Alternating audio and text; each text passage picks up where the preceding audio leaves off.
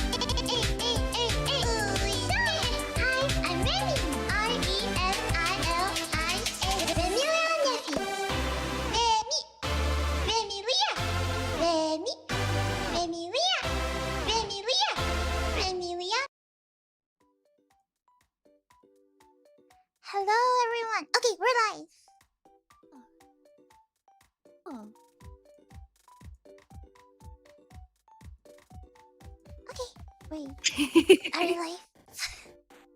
Are we live? Did YouTube work this time? the YouTube works. We're not lying, by the way. We it's not we hate you or anything. It's just No. no. No.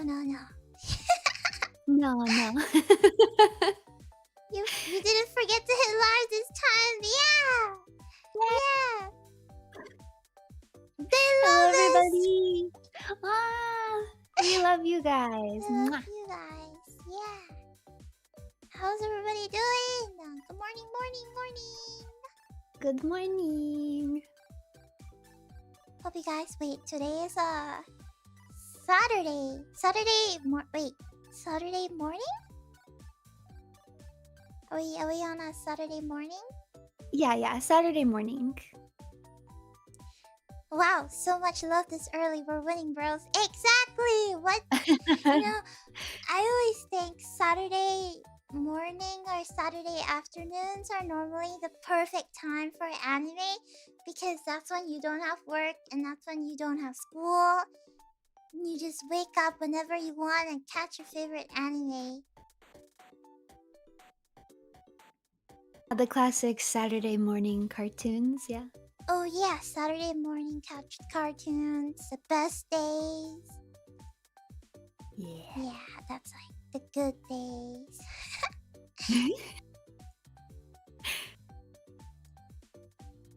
1 a.m. so I consider it morning. Yeah. We talked about that a little bit too. Yeah, it's technically a morning if it's past midnight. So good morning to you. 8 p.m. morning. 8 p.m. Wait, where is 8 p.m.? Europe? Are you in Europe? Yeah, where is it? 8 p.m. Where is 8 p.m.? Yeah, where is 8 p.m.? Let's see. 8 p.m.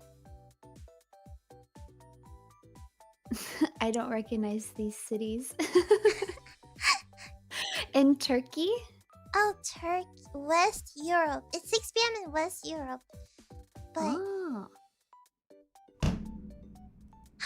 thank you for the super chat though, Heretic. Women love, really tolerate, I guess. Excuse me? Rude.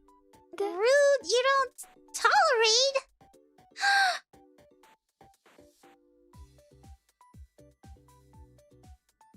These are the people who think that they can get the girls. These are the people who these are the people who dress like bums and be like, why can I not get the girls?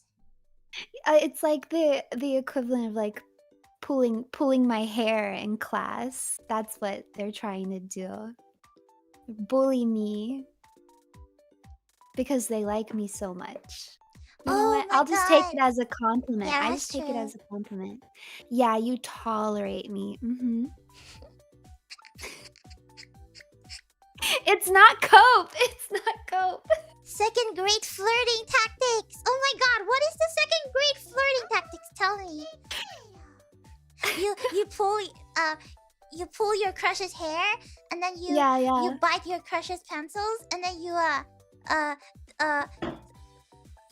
sharpen your crush's color pencils and pour the shavings into her bag.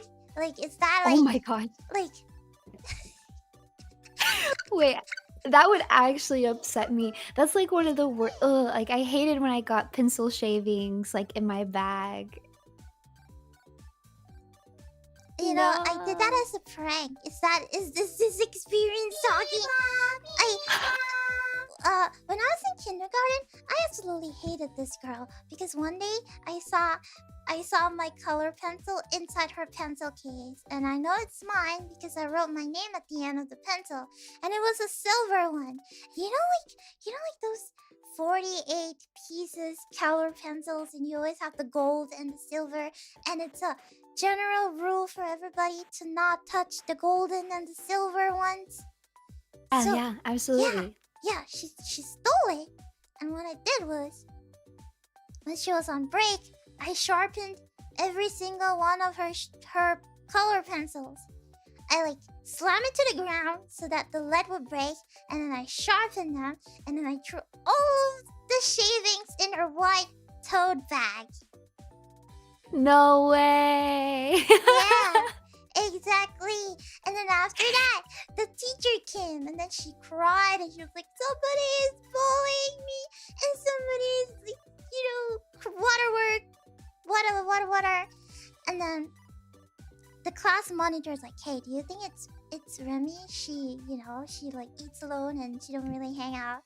And then my teacher just looked at my class monitor and said, "Are you stupid? Like, Remy's such a good girl. Can't be her." No way it could be No way! Remy. It can't be! I'm a good girl! Yeah! Of course it can't be me! I'm the quiet kid, and quiet kids are the best kids! Yeah, can't be the quiet kid. Yeah, truly the perfect crime. That's amazing. Truly the perfect crime. And that girl has been stealing the classroom's pencils and erasers, but nobody really called her out. I'm not sure why nobody really called her out. I guess, I'm the only, how, like, when you're a baby, and then you just go Google, gaga, gaga, Google, and one day, all of a sudden, while you were, drooling, and you're like, Google, wow, I'm conscious. I'm a baby. Water is wet. I can't see if I close my eyes. So my theory was the children in my class have not gained conscious yet. I don't know why they didn't report her, or I don't know why they didn't do anything. They didn't report her for stealing pens and pencils. So one day, my teacher was like, "Hey, you should play with the girls in your class." So I didn't know how to play. I didn't know what the term playing was. The only play I know is WWE. So I gave her a suplex. And thought that was pretty funny. Because I don't know how to play. I'm like that weird kid. Oh my gosh. I'm the weird kid that practices WWE moves at the school playground during lunch break while everybody is in the canteen and eating because I don't have friends. My gosh. And so I suplexed her. And yeah, they're like RKO. And then I got called to the principal office, and she got called to the principal office, and then her mom was like a total Karen. And then I whispered to my teacher saying that she steals stuff, and she's the one who steals everybody's stuff. And then in the middle of a break, she's like, "Okay, I'm gonna excuse myself." And then after that, the teacher went to the classroom and found her bag, and it's filled with pencils from other students because we all have to write our name. And she brought it to the principal's office, and then the girl got caught as a serial stealer, and then she got expelled from the school. And I was the hero. I was truly the protagonist. Whoa, that's amazing. You saved the day. You got what was did. coming to her. I did. That was amazing. I wish pencil shavings in all of her belongings for the rest of time for the crime she committed as an elementary school kid. That's true. Remy and Rooney love. Time to get arrested for our illegal anime hot takes. Well, I've collected a lot of hot takes, and the hot takes are very, I don't know, how do I say, very specific. A lot of the takes are very oddly specific to like a certain anime, and it's not really hot enough, so I only picked what I think might be a good conversation to many. Figure she said mild. They have been curated. They have been curated. We failed again. Yeah, you guys failed again. It's very mild, and I mean, it's fine. There's like a few really complicated and really hot topics, so we're gonna go through all of them. Yeah. Alright, let me. Yeah.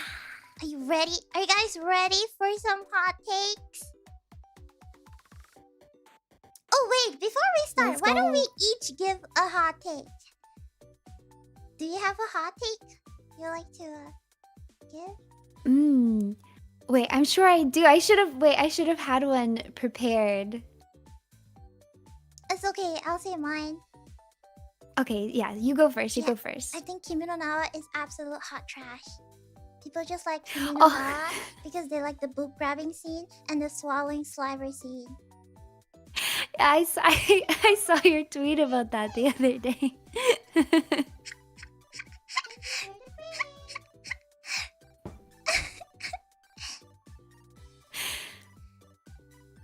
And I think, No. yeah, well, yeah. What do you think of my take?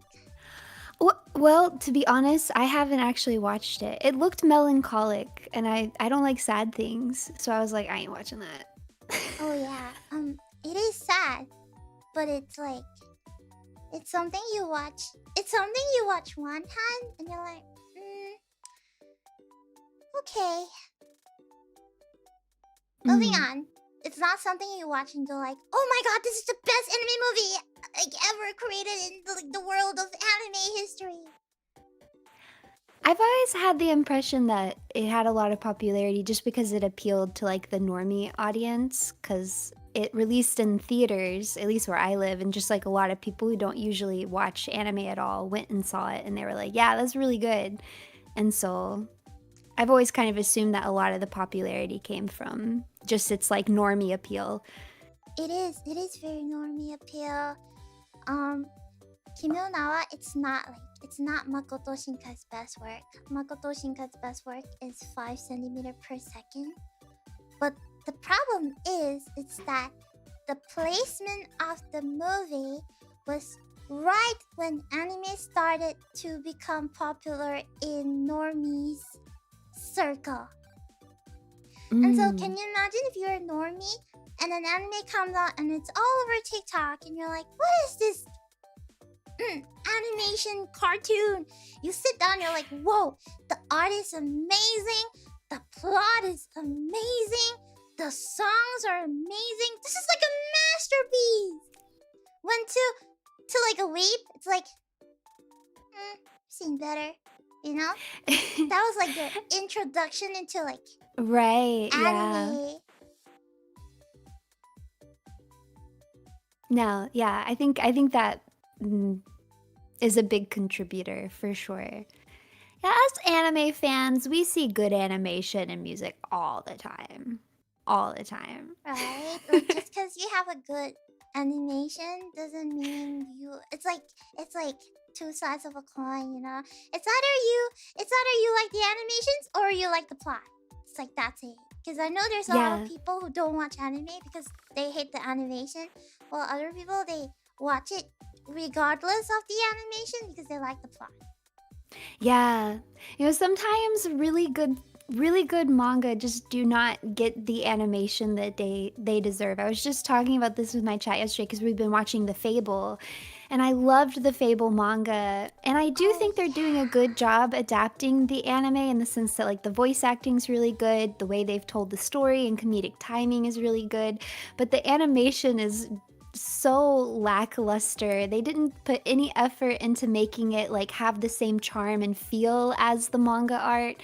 It's just so generic looking and not very good. It makes me so sad. Right? And it's like, I don't know, I really enjoyed the manga. When I first watched the anime, my mind just goes through like why? Even the voice is kind of, I don't know. I just think like I don't know, I just think like Akira should sound like more cool. But he just sounds a little You think so? forced. Yeah. He's definitely got like the, what do you call it? Like the cool guy monotone thing going on. But I don't mind it. I don't mind it. I don't know. It's like it's the way that the MC from Solo Leveling starts talking after he gets cool. Oh god, Solo Leveling, that's like another trash. And his voice gets all husky and now he doesn't have any emotion because I'm cool and powerful now. He's like, oh, yeah, he talks like that. Like, oh yeah, I've seen many people die. It's like, yeah. I swear if I knew him in real life, like I would hit him. I'd be like, stop talking like that. That's annoying as hell. Shut up. Right? Um, I think my biggest hot take, which I feel like we've talked about before, but this genuinely feels like the one that I get the most pushback on, is I do not like Chainsaw Man. I read the manga, I did not like it. I did not think it was good. No interest in watching the anime. That's the one I get the most pushback for, because people are like, no, it's so good. And I was like, I didn't see it. Like, I didn't see the appeal of it to me. I didn't like it. I think the reason why Chainsaw Man is popular is because it's like fetishized. Yeah, there I said it. I think Chainsaw Man is popular because it's fetishized. That's it. Honestly, I think the plot is mid. I think it's just mid. Like, I think a lot of the hype came from manga readers, because manga readers are like, oh my god, Chainsaw Man is great. Like it's really unique and stuff like that. And then when you watch the anime, and you're like, and also it's a very confused. It feels like a very weird battle shonen. Like it's like, I don't know. I didn't really like it. It wasn't like the greatest. I don't think it should be. There's a lot of anime that I think are just okay, but they're so popular that, like, if you say you don't like it, people are gonna be like, you're joking. You don't like it? You're joking. Right. Yeah, no, I totally agree, because I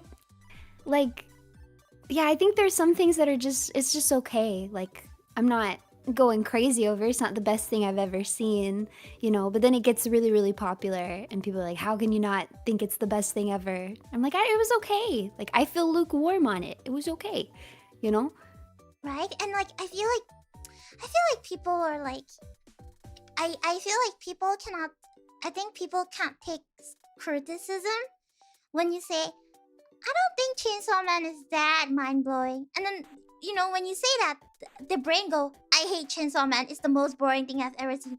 It's not boring. The show is... The animation's really good. There's a lot of mystery. It's an okay battle shonen, but I'm not saying it's horrible. I'm just saying it's just okay. But they're like, oh my god, she thinks it's trash, guys. Like, how dare this... let's attack this person because she thinks it's trash.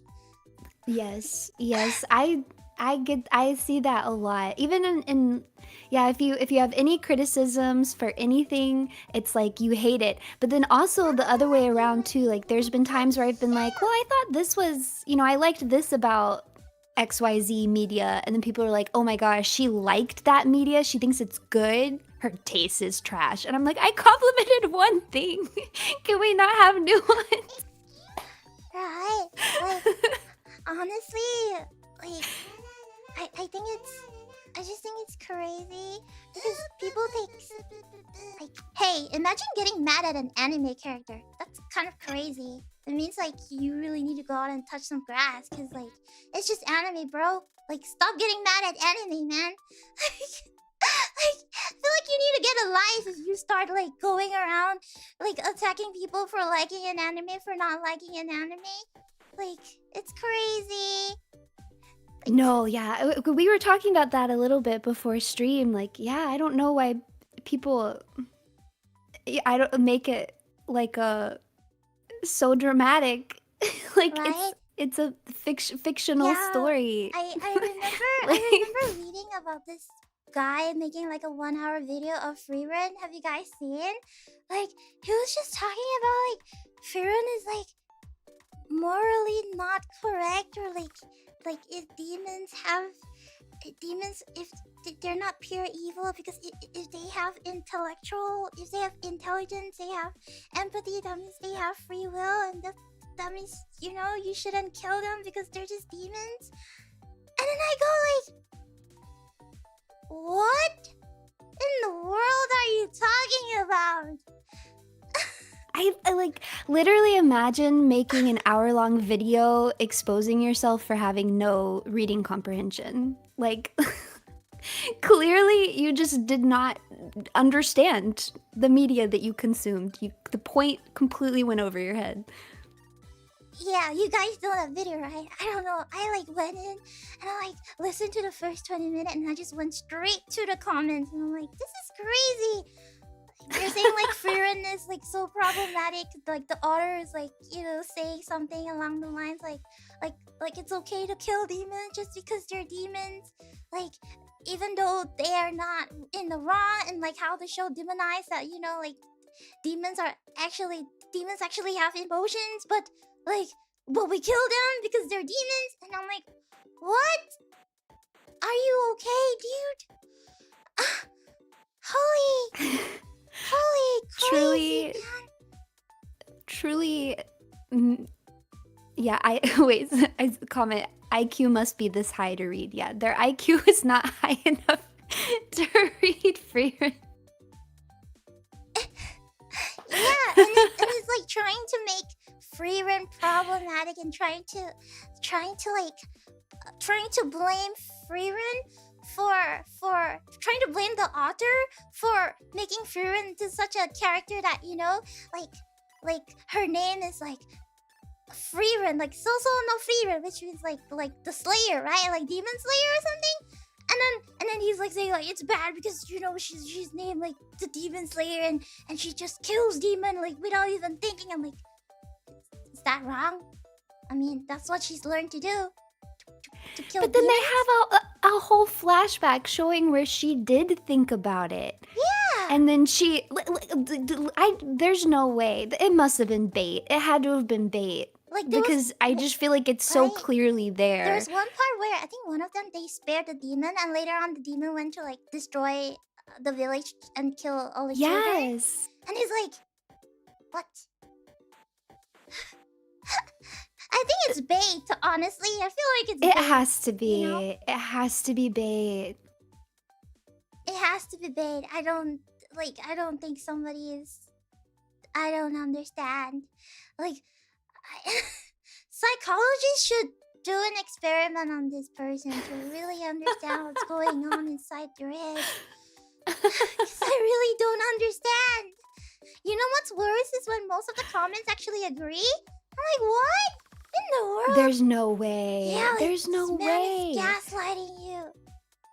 And then that's gotta be people who didn't even really watch or read it. I think so. You know what I mean? It's gotta be. You know, a lot of the times, whenever I see people talk bad about certain anime, and I go, do you even watch the anime? Like, you watch it?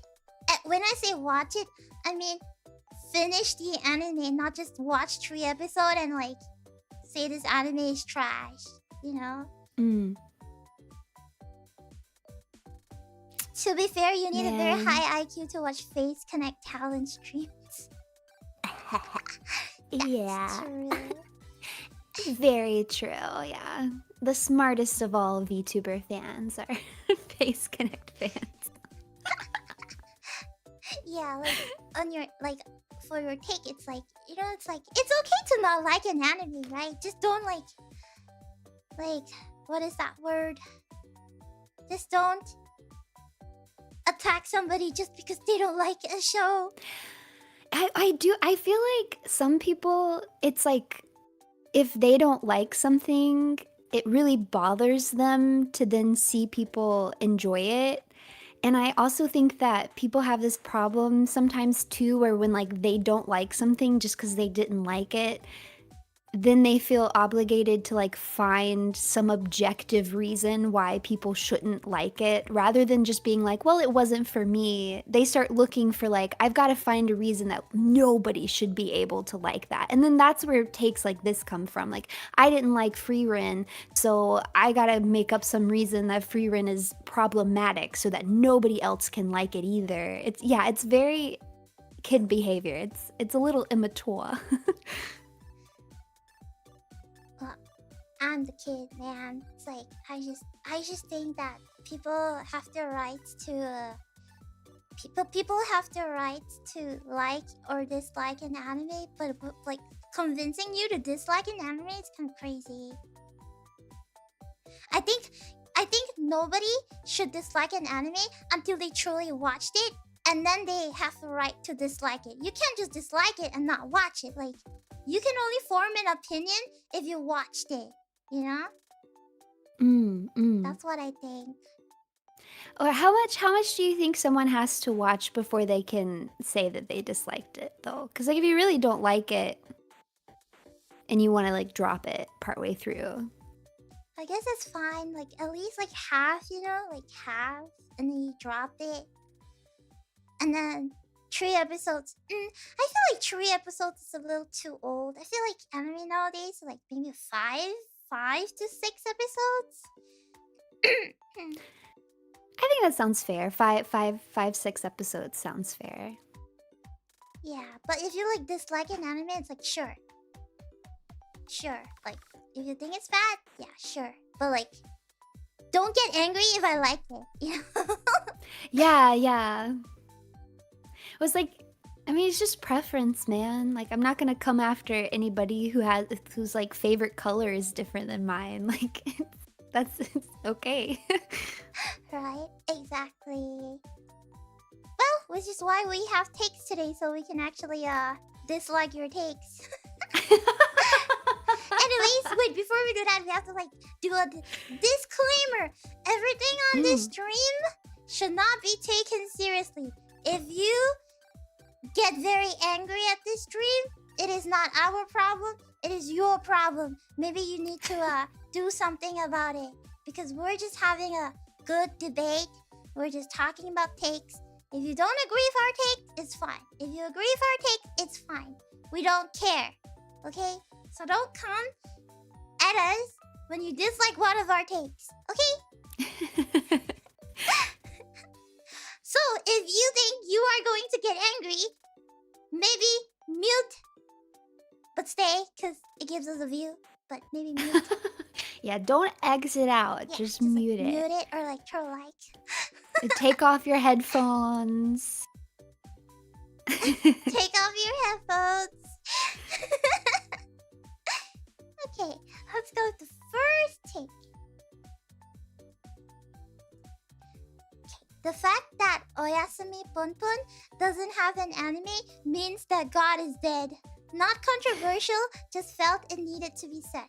Would the anime be weird and gross and sad and generally off-putting? Yes, that's the point. Have you read Oyasumi Punpun before? I have not. I have purposefully not read it because, as I've said, I don't like to be sad. And so if I can tell something is just going to make me feel awful, I will not read it. But I have had many a friend try and make me read it, and I know it's pretty well beloved by a lot of people. I actually am surprised that it hasn't been animated. You know, I feel like Oyasumi Punpun cannot be read by somebody who is mentally unstable, because it's really depressing. Like it's really rough. Like when I read it, like oh my god, like it's horrible, you know? Like you really feel like it hits really hard. It's not even sad. I wouldn't say you feel sad. It's like you gave up on humanity. It's like why live? You know? It's like that feeling, right? It's like wow, why live? And then No, see, this is why I can't do it. I'm too baby. Like that will actually, like I won't recover. It'll take me time to recover. I'm way too baby. it's like it's like it's like if you read you know, Osamu Dazai, No Longer Human, where he just talks about killing himself, and then when you read it, it's like wow, like oh my god, wow. So it's good. It's good that you don't. It's good that you don't read it. I don't think you need to read it. It's good. I wouldn't recommend.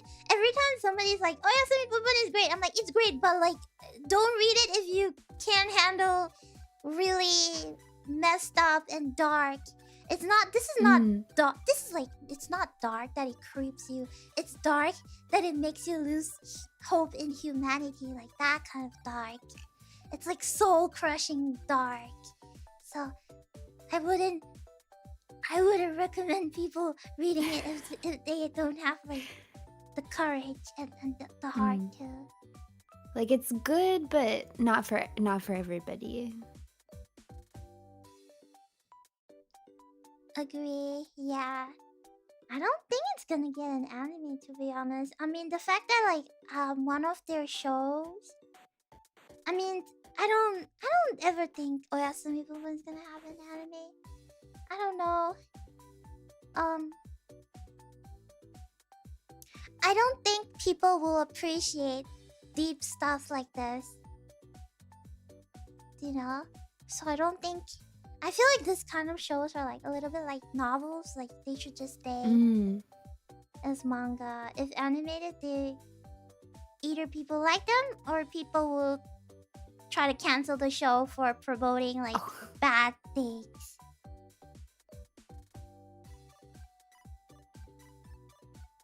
It's basically like if you work a 9 to 5 show, you would like have an even worse time reading this. Just talk, because like you relate to it, so it's like No. Okay, next week. Dang. Maybe I should have read it when it was first recommended to me because I was happier then and I didn't work a 9 to 5. That might have been the time to consume it, but now I do work a 9 to 5. It's too late for me. It's okay. I'm a neat when I read it, and I felt like I worked a 9 to 5. No. It's way too dark. Okay, next thing. Data life is peak fiction, but people aren't prepared for this discussion. Have you watched Data Life before? I have not watched a Data Live. I don't think nobody I know is really talking about it. Do you like harem animes? Yeah, I'm down with harem. You know, but I haven't kept up with newer harems, like a lot of people, okay, like misconception. A lot of people when I say I hate harem shows and they go like, "Oh my god, what? But harem is peak." I don't like harem when the guy he like has a lot of wives. I like harem when it's kind of like you can't tell who he likes, but all these girls just likes him. That's like to me the perfect harem, because you don't know who he's going to end up with, and it's just pretty chill. It's just these girls who are like on him, and he's just like delirious, and I think that's peak harem. Like Love Hina. Oh my god, yeah, like Love Hina. Yeah. I love Love Hina. Oh my gosh. Oh my god. Yeah, that's why I say like more old school. I feel like I haven't watched a lot of newer harems, but there's like some classics. Tenchi Muyu too that I really liked. So there have been a few really good harem shows. Oh my god, do you remember like Asu no Yoichi? Or like Nisekoi? Do you remember Nisekoi? Yeah, I remember Nisekoi. Oh, there was a really good one. I forgot what's the name. I think it was like the Kawaii Complex guide. Like it's about this boarding house called the Kawaii Complex. And inside there's like a bunch of people, and then they just like it's a little bit of like a falling in love situation. That one was really good. The Kawaii Complex Guide to Manners and Hostile Behavior. Yes! That show is really... Wait, this looks really cute. I really enjoyed it, because they're all very eccentric people. Bokura wa minna kawaisou. Ah, that's a good one. Bokura no... Yeah, that was a good one. It's the blonde girl, right? Yeah. You see, you guys know, like, you guys understand. Does Oremo count as harem? Yeah, I guess so. Because they all like him, right? But I like Oremo. Yeah. Was a fun show. I think Data Light is great because the main point of Data Light is that the main character, he has to date girls in order to save them. So he's like really serious because he wants to save them. And the girls, they're all very likable. I don't think I actually really hate anybody in Data Life, but they're pretty likable. And he doesn't like have like a favorite. He just like he has to date them to save them.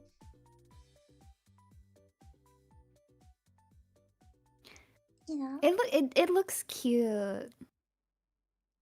I like the character It's designs. cute, right? But it's very long though. But it's Is it isekai? it's not isekai. It's more like fantasy.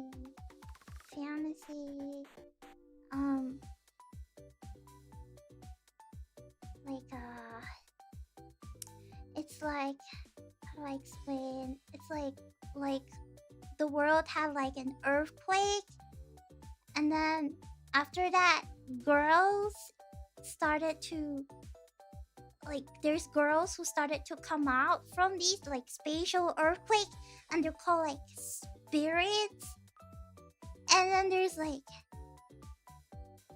and then now like he has to collect these spirits, and in order to collect these spirits, he has to date them.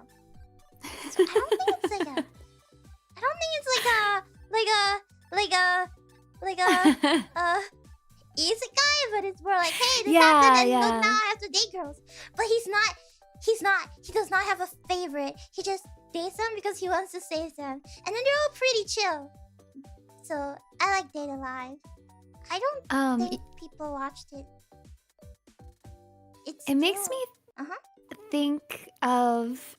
Oh, and then I think this is why Harem appealed to me when I was little too. There was this fairy tale that I really liked, and I've tried to find it again as an adult, and I wasn't able to find it. But there's this fairy tale that I read in this book that I really liked, and it was like two fairies were like competing against each other, and they were like, one was like, well, I'm gonna make like the perfect woman, and then the other one was like, I'm gonna make the perfect man. And so the competition was basically like, who was gonna make like the more perfect person.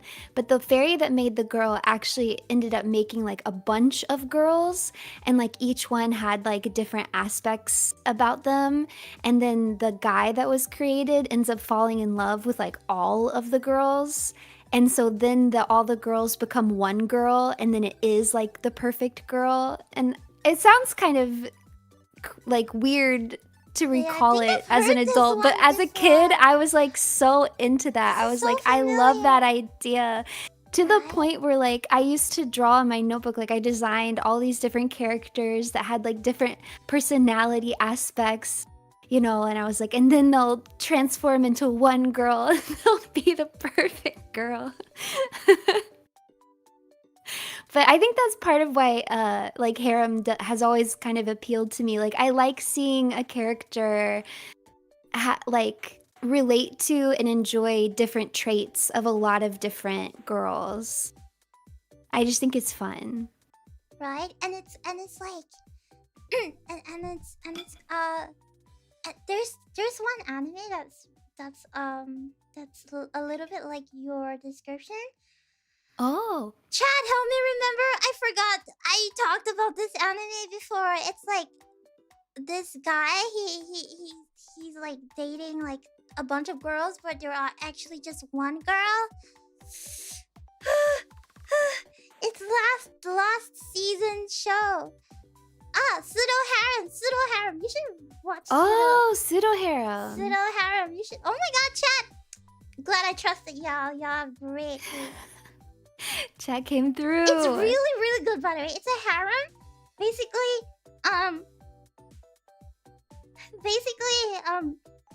this guy, he has a dream to have a harem of girls fawning over him. So his junior decided to act on different characters to date him. No, wait, that's adorable. But actually, it's just one person. It's so good. Oh my god, good. wait. Yeah. I have to watch that. Pseudo Harem. So good. I like enjoyed this so much. Oh man, the art is really cute too. Right? Okay. This is definitely up my alley. Another reason why I like harem is, I don't know, it's like I just like that they all like fawn over a guy, but the guy is like delirious, and it's just really funny to see because like obviously they like him, but he's like, you know? Yeah. He's like, what? He's like, clueless. Yeah, and like like the girl will be like, "I'll sleep with you." He's like, "Okay, sure." Like like, and then she's like, "Yeah." She's like, let's get married." He's like, no, what?" And she's like, "I like you," and it's like, "Since when?" And I'm like, "Oh my god." You know. Yeah, like an adorable idiot. Right? That's why I really like Harem. People just every time misunderstand when I say I hate Harem. I only hate it if, you know, he like dates them, like really like marries them and date them. Then it's like, to me, it's like, nah, like I'm not really. It's just a personal preference, but I don't really like, you know, like I like it when nothing is going on. I don't like it when something is going on. Or, you know, at least he like in his harem, maybe he like dates one girl and that's it. You know? Yeah, I don't mind if it ends up open-ended, or yeah, I like it when too if they do end up with one, because that's part of the fun too. Like when I was reading Love Hina, it was kind of like, but okay, but who, you know, like who is he gonna end up with, right? And that was a fun aspect of it. Yeah, I just didn't like it when they just, I don't know. Date all of them. I have this thing where before I start an anime, I go to the wiki and then I check how many wives does he have. And then if he only has one, then I'll just watch it. If he has like 3 or 4, and then I'll look at the comments and people will always talk about it. And if it shows in the anime that, like, you know what, I'm gonna give like a 3 episode, but like if it doesn't show in the anime when they're like, oh, he only like have children in the manga, I'm like, okay, I'll just watch the anime. I don't know, it's like crazy.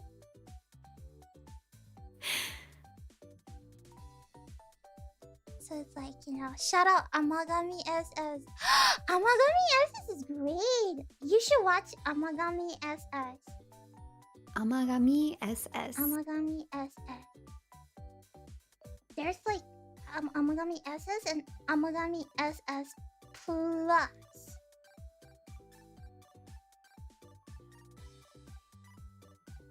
I've never seen this one before. That one is also a pretty nice one. He met several girls that he's romantically interested in, and then you see like him choosing one of them at the end. You know, you gotta make the hard choice sometimes. Right? And then like, you know, it's like you always like that one girl. Like different people always like different girls. So it's like kind of fun, you know? Yeah, no, I think it's fun. And listen, and then they can always just make a spin-off dating video game where you can have him end up with the girl that you wanted him to end up with. Problem solved. Exactly. Problem solved. Like that's how it's supposed to be, you know? Oh, Amagami is such a good one. Used to watch. Gosh, I used to like watch. All I watch is like, you know, it's funny because I watch a lot of ecchi, and like the problem is I don't realize that it was ecchi until like I realized that like I didn't realize it was ecchi, honestly, until like chat was like, guys, like Revi, you were like, that's ecchi. And I was like, what? So like, you know, back then I watched a lot of like High School DxD. I watched High School of the Dead. I watched Freezing, and they're all like really ecchi, as in like, you know, there's a difference between ecchi and hentai, guys. Okay, like you need to get educated.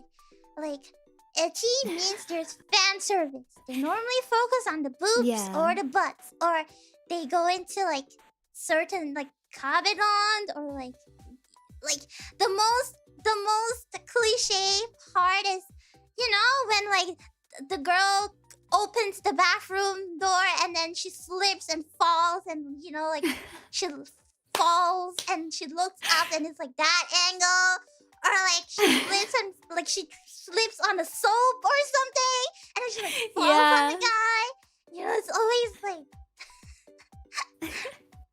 Or it's like the girl does something that should be mundane, like she, you know, sits on a motorcycle or she bends down to pick up a pencil, and it's just like the way she does it is so And then they suggestive. would She's just like like, curved back, slow yes, moving, like and then there's like some romantic music in the background and like heart shapes, and then like all of a sudden yeah, yeah, yeah. zoomed in. Oh, or the most. Irina, thank you for the raid. Welcome, guys. We're just talking about anime. And then Welcome, Raiders. it's like the most obvious one is when they're eating sausages or ice cream. And like they just And zoom in the they're panel. yeah, and then they're making these noises. They're like, mm.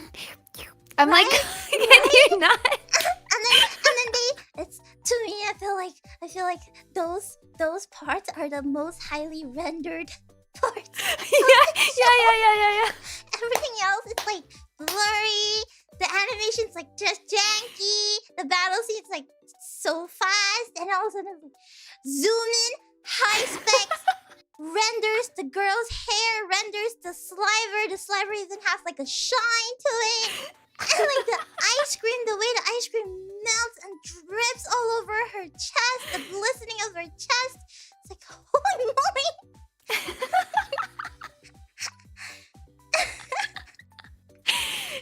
Yeah, yes, it can make it tough to recommend anime sometimes. I agree, because sometimes I'm like, it's good, but it does have some ecchi scenes. So Right? then I'm like, if I recommend this to someone, are they gonna think I'm like a weirdo?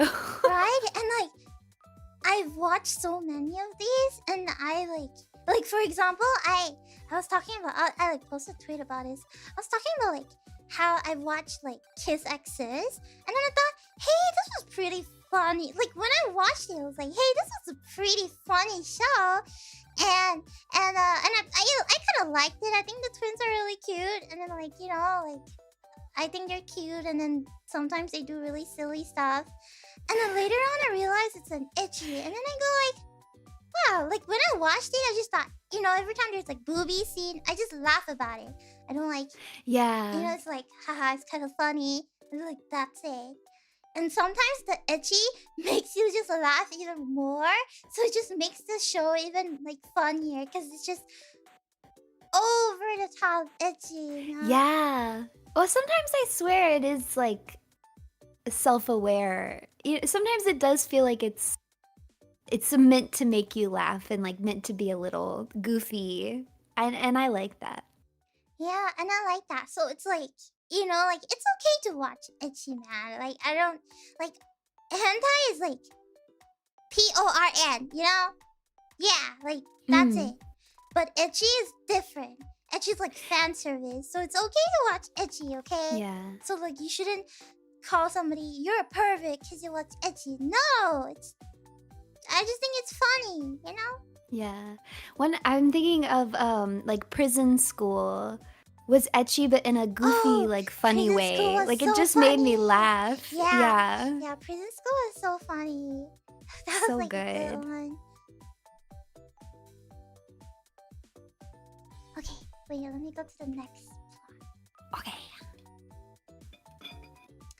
All the Jujutsu Kaisen fan that did Gojo Thirst edits would have done that to Ace if One Piece wasn't 40 years old IP. One Piece has the same level of bad writing as Jujutsu Kaisen, but it just doesn't have the annoying TikTok fans.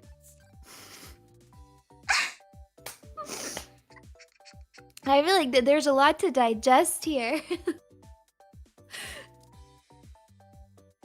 If you guys don't know, there are tons of Ace thirst traps on TikTok. You're just Yeah. not. You're not looking. One Piece has plenty of annoying TikTok fans. They definitely exist. Based mod that guy. No. He's pulling my hair again. Rude. I don't know why. I think, thank Jesus, I don't use it. I don't use TikTok. I just think that I don't think you can compare Jujutsu Kaisen with One Piece. it's different. I feel like I don't think normies would watch One Piece.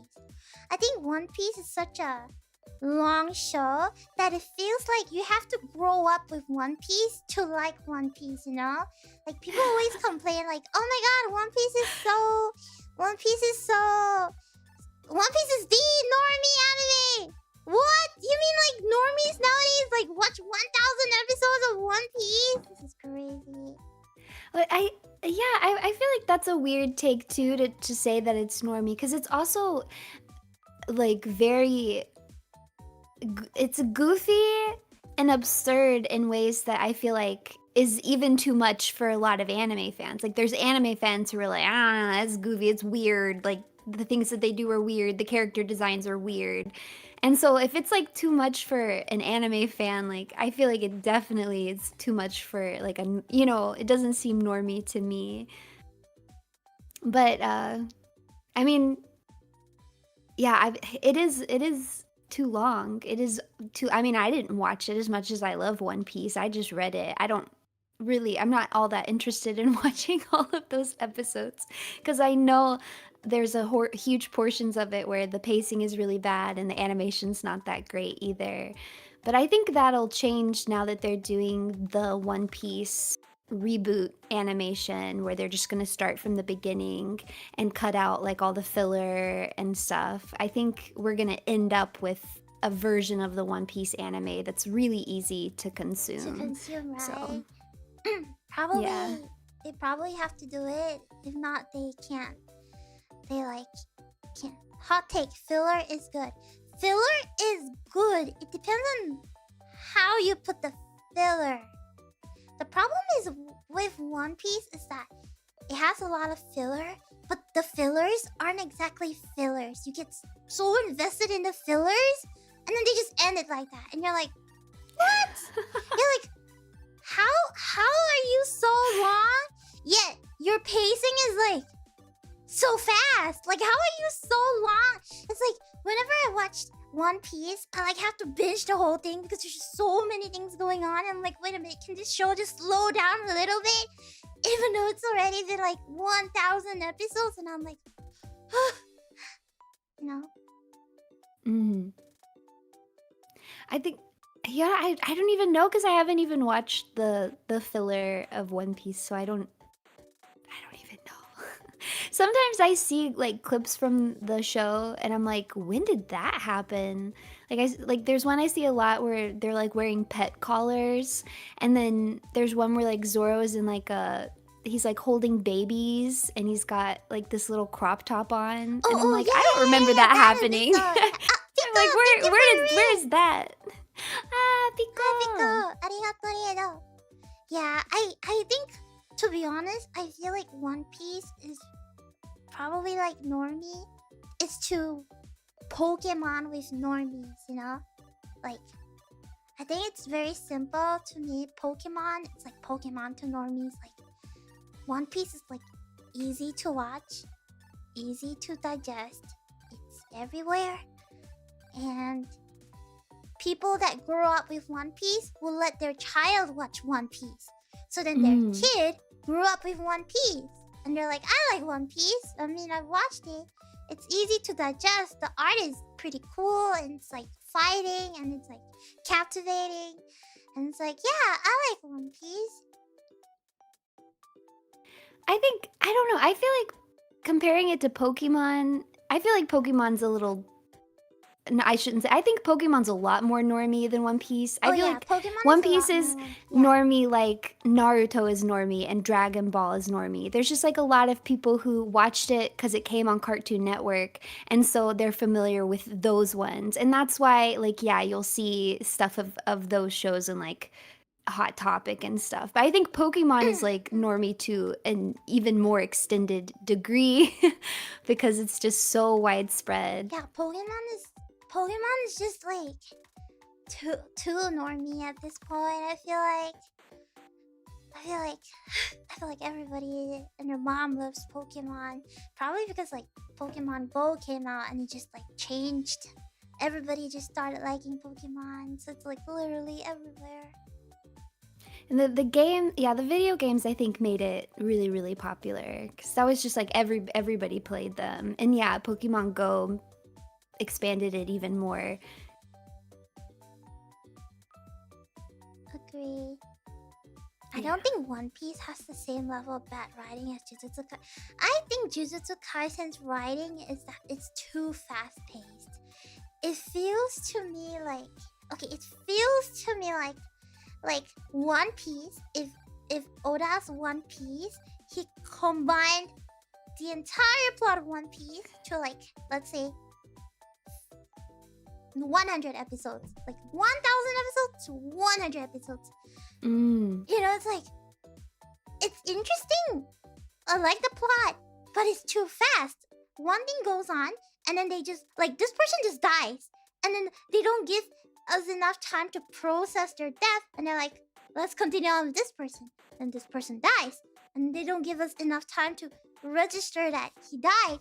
It's like, let's, like, you know, it's kind of funny how, like, Itadori is the main character, but nobody seems to care, and they think that Gojo Satoru is the main character. And it's like, you know, like, maybe he should have, like a spin-off, and maybe, you know, it's like, do we even get enough time to see Itadori grow? No, not really. Everything just happens so fast, and it's like here and there. It's like so fast paced, you know. Like, sure, the animation is great, like, but it's so fast paced. And then he's like doing. It's like if Gege is like he's like cooking, but then he realized like he's missing his deadline. It's like, oh my god, you know what? Scrap that. Let's just like condense everything into one and just release it and go. And it's like none of the characters had so much character development. Why is Wemmy wobbling in and out? Cause I can't. Why, you got a problem? Yeah, why is it bothering you, huh? Tape me in a wall. Is it bothering you?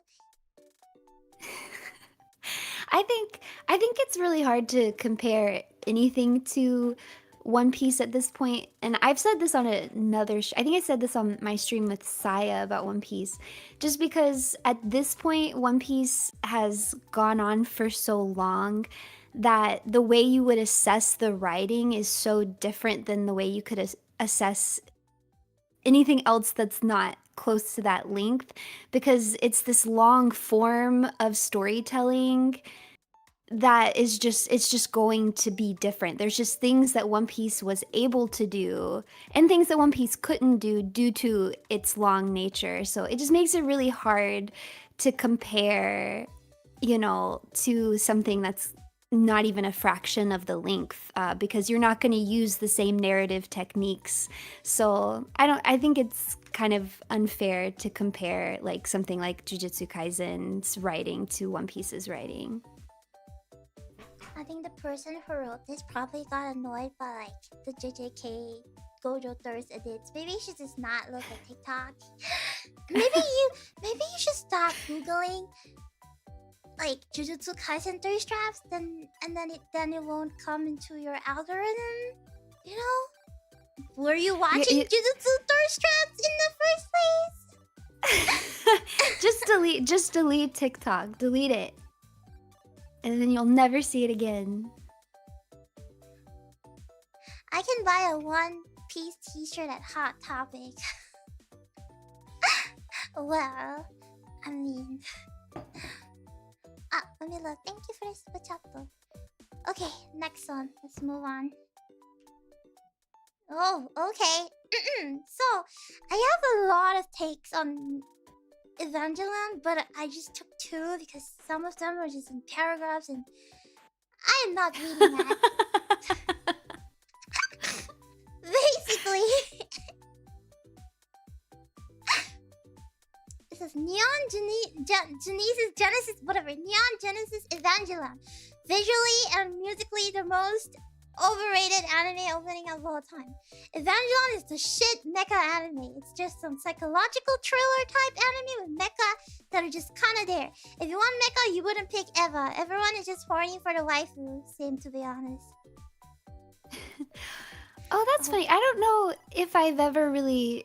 Like, when I think mecha, I don't really think Evangelion. Like that doesn't come to my brain as like. I mean, I Right? guess it technically is, but yeah, I kind of see what they're saying. Like if I don't know if I would say like that would not be my first example if someone was like, "What's a mecha anime?" Like that would not be it. Exactly. It's like if you ask me like, hey, can you recommend some mecha anime? I would be like, sure. Do you like I don't know, Eureka 7? Do you like Mm. Estafone, Full Metal Panic, I don't know what else, Gargantia, Fafner, Vandred, Mazinger, Guilty Crown, Gundam. Gundam, Gurren Lagann, 86.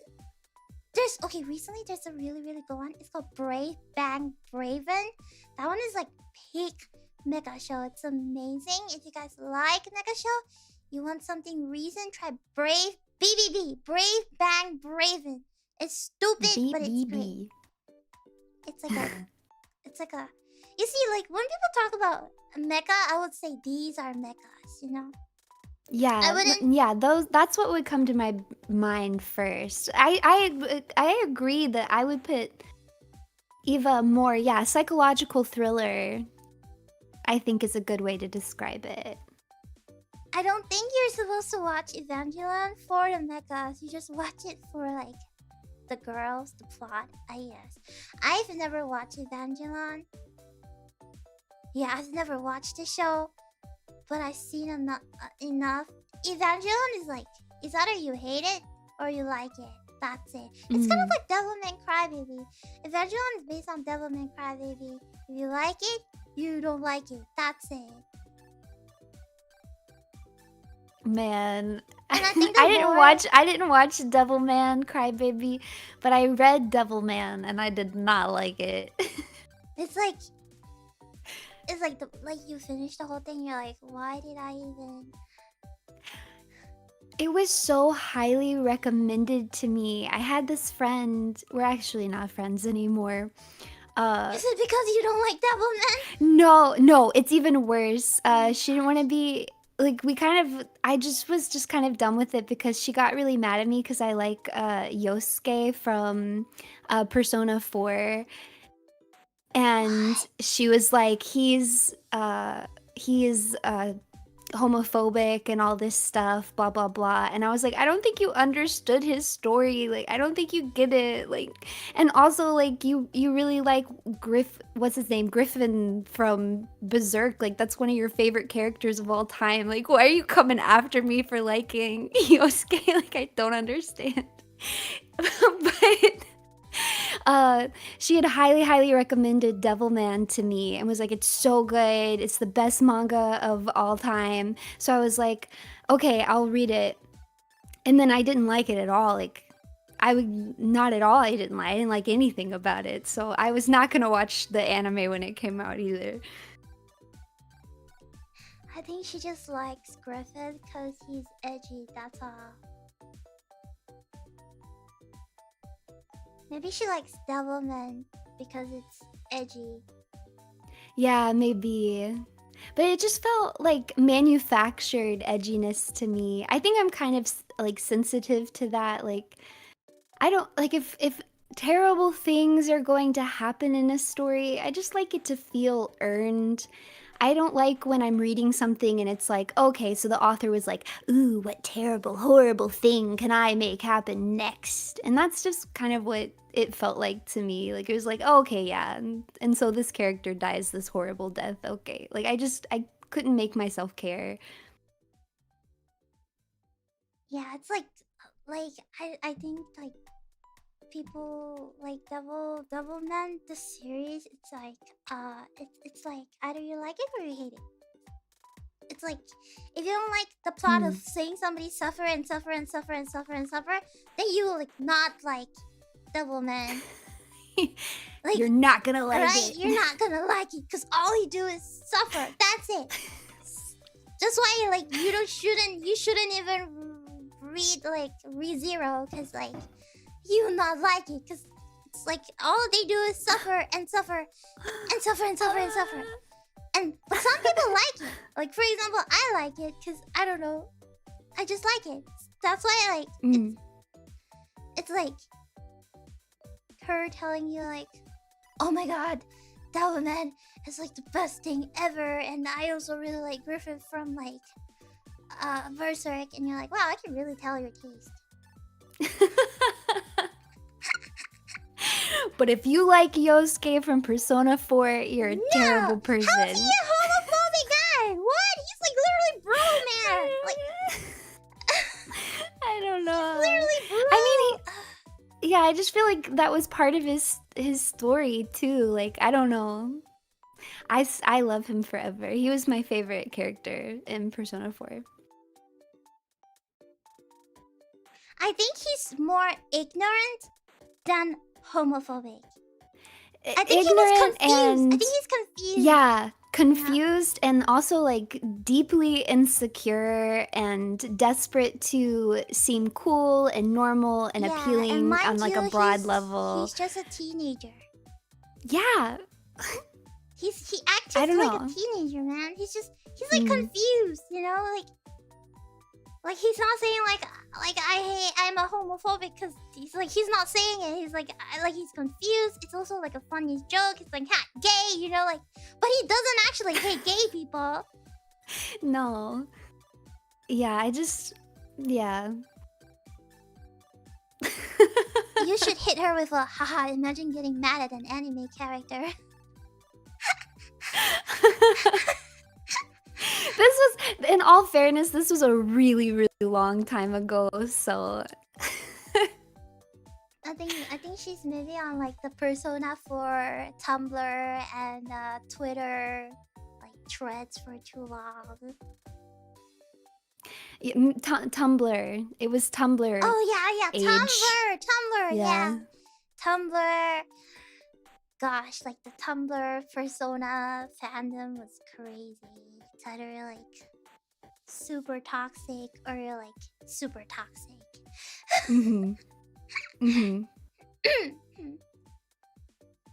Okay, next take. Let's see. Anime fans who exclusively like 1980s and action and violence OVAs aren't real anime fans. What they actually are is fans of American movies in animated form. Anime only became truly great with shoujo of various kinds and later moe anime, since no other form of media even had this genre or even thought it was possible. Fan service only made it better, and without fan service, anime will die. I don't agree with this.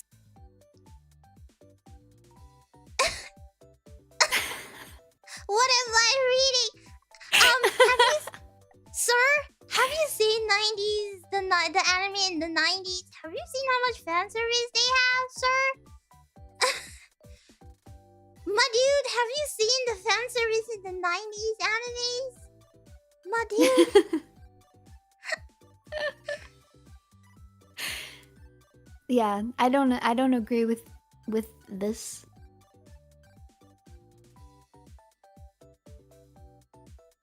It's like crazy. It's like saying like it's like, this is so stupid. There's already moe anime in the 1980s. There's already shoujo anime in the 1980s. So why are you saying like fans who only like, it's like saying, oh my god, you like shonen anime? You're not an anime fan. You just like American movies and violence. You don't, cause you know anime became great because there's fan service. I'm like, what? But fan service has already been there since the 1980s.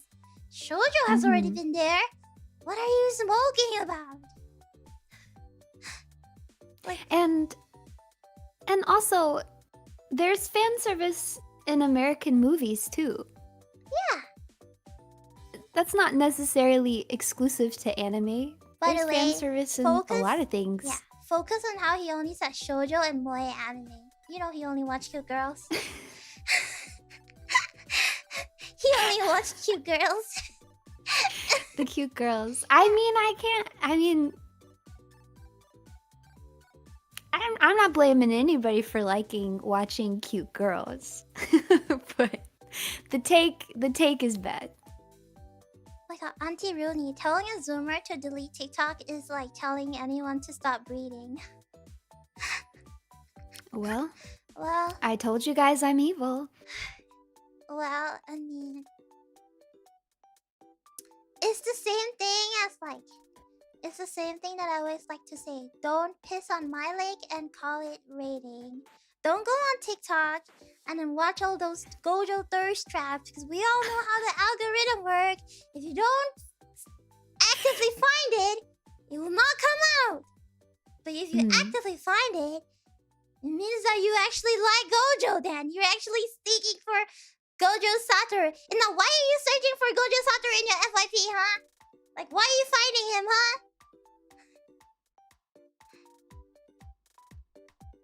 Exactly. Good question. Good question.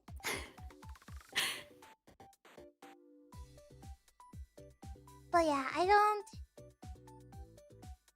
don't think that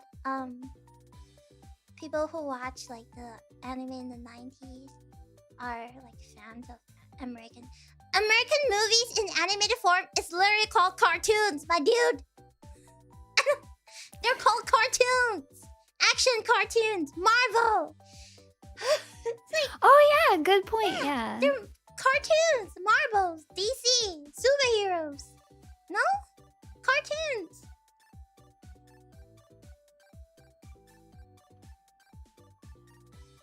It's like saying how like anime is only anime when there's like moe anime, fan service anime, but like not the 1980s action anime.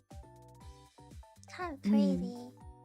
Don't know if this guy is probably just, he's probably the kind of type Shounen is overrated, you know. Cute anime girls forever.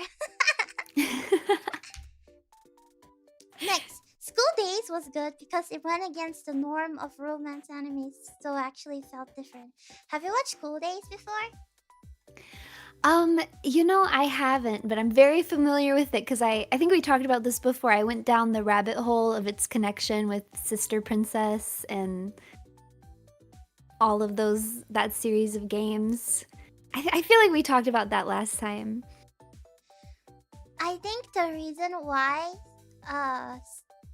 School Days was good was because it decided to choose a bad end over a good end, and it left many people not very happy because normally, you know, visual novel adaptations, they always end up having a happy end, but they decided to go into bad end. That's why I think School Days is talked about today. So if, let's say, School Days adapted a happy ending, it would just be another generic high school romance that people would probably have forgotten or like not pay that much attention. Yeah, no, I can see that because, well, I'm not very familiar with the game, so it started out as a game. So I guess you could get a good ending or bad endings in the game, and then they adapted one of the bad endings. Yeah, it was good because, you know, they added a bad ending. Yeah, so yeah, that is different. I think that's a nice choice. Right? It's nice to see. You know, they should do more stuff like this. Like, okay. Too many modern anime fans think that animation quality also means plot quality. Solo Leveling is just the same trope and concepts as the average seasonal trash isekai, and honestly, isn't even better than some of them. But the animation is good, so people think the show is better than it is. Is the animation that good? I thought the animation was pretty bad. For solo leveling, yeah. I don't remember being particularly impressed. Yeah, with the animation, but I don't remember it being bad either. I just think I don't understand the hype. Well, okay, you see, it's always like this. Solo leveling, because I read a lot of Korean manhwas. Okay, solo leveling, beginning to the end, all these like Tower of God, they have been normal. Like their popularity is just okay. It's just the plot is everywhere. Like, weak guy became strong guy and became over leveled and it's like a villain. It's everywhere. Like 1 in 100, 1 in 10. Wait, not even one, like 8 in 10 Korean manhwas. I like to see it. It went popular because it was probably maybe the first of its of its kind, of this troop, right? Like probably like the first of its troop to have an anime, and people are like, "Oh my god! Like this is so good! So like it's so good! Like what the heck? The guy, he's just like, you know, like he goes to a dungeon and he's just like a level D hunter, and then like his teammates died, and then he's like he got like a second chance, and now he's super strong, and then people are like, whoa, like this is so good. Like I've never seen this before. When this plot has been reused forever and ever in Korean manhwas, like the same dungeon level ranking system, level system, dungeon system has been reused thousands of times. Solo leveling just happens to be a little bit popular because maybe the art is a little bit better, so people like preferred. The manga is bad. Like the pacing is bad. It's all over the place. Probably the first like 30 chapters was good. After that, the plot just goes everywhere. I thought the anime was kind of poorly paced too. I felt like it happened too fast. Like I was interested at first. I liked the first few episodes. I liked like the stone giant monster that they fought. I thought that scene was fun. So I was like in and I was ready. But then I felt like his progression from being like a complete weakling to being overpowered, and also the personality progression from being like sweet, like on the sweeter side and earnest, to being like, yeah, I just killed 5 men and I don't care. Like it just happened so fast for me that I couldn't get invested in it. I was like, well, he's just like overnight became a completely different person.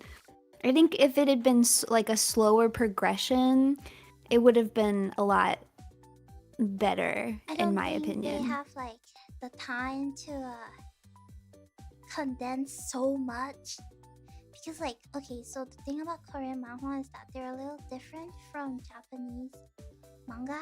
They can go over 1,000 chapters and you're like nowhere near the plot. You're like nowhere near the middle. Whoa. Yeah, but like 500 is the norm. I mean, this manga is 500. I'm like, oh yeah, that's pretty normal. Like, you know, like there's one that I really like. It's called The Legendary Moonlight Sculptor. It's like over 1,000, but I still watch it because it's really good.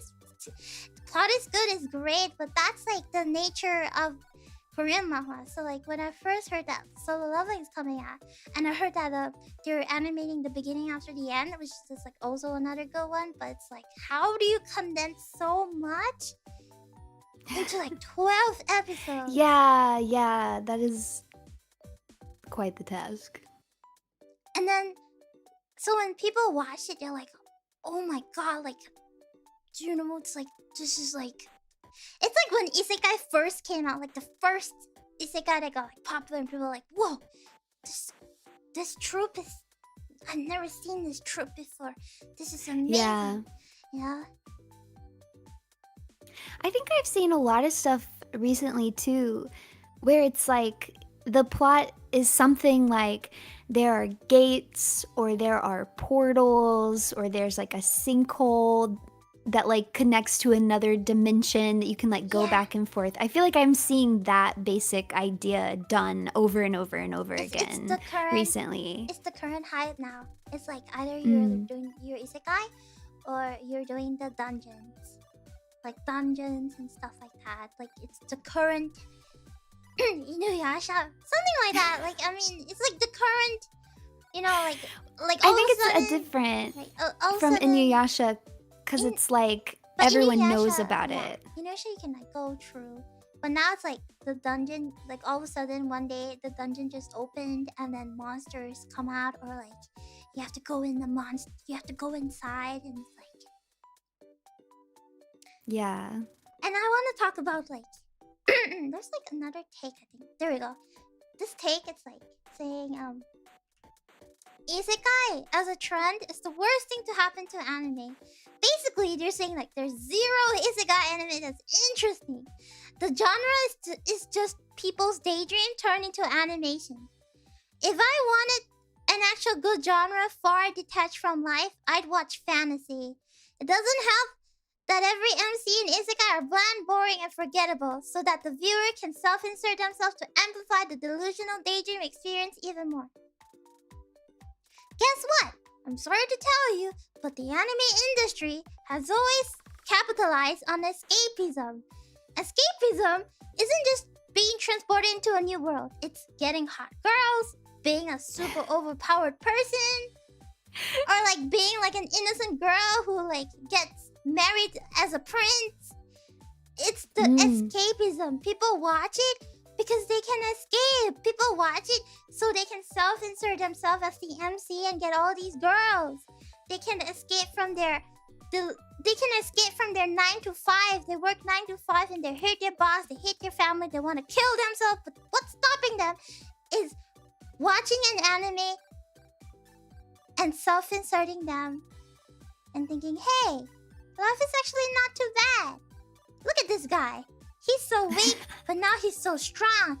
And he's like killing everybody that hates him. Yeah, you go. Yeah. Yeah. Now it's like, hey, why are you shitting on this, man? And the fact that he goes like there are zero isekai anime that are interesting shows that he probably never watched isekai. He probably reads like, I don't know, Lord of the Rings, or like Harry Potter, or like literature. Literature. I feel like people who read literature shits on people who read light novels. You know? Oh, I see. Right?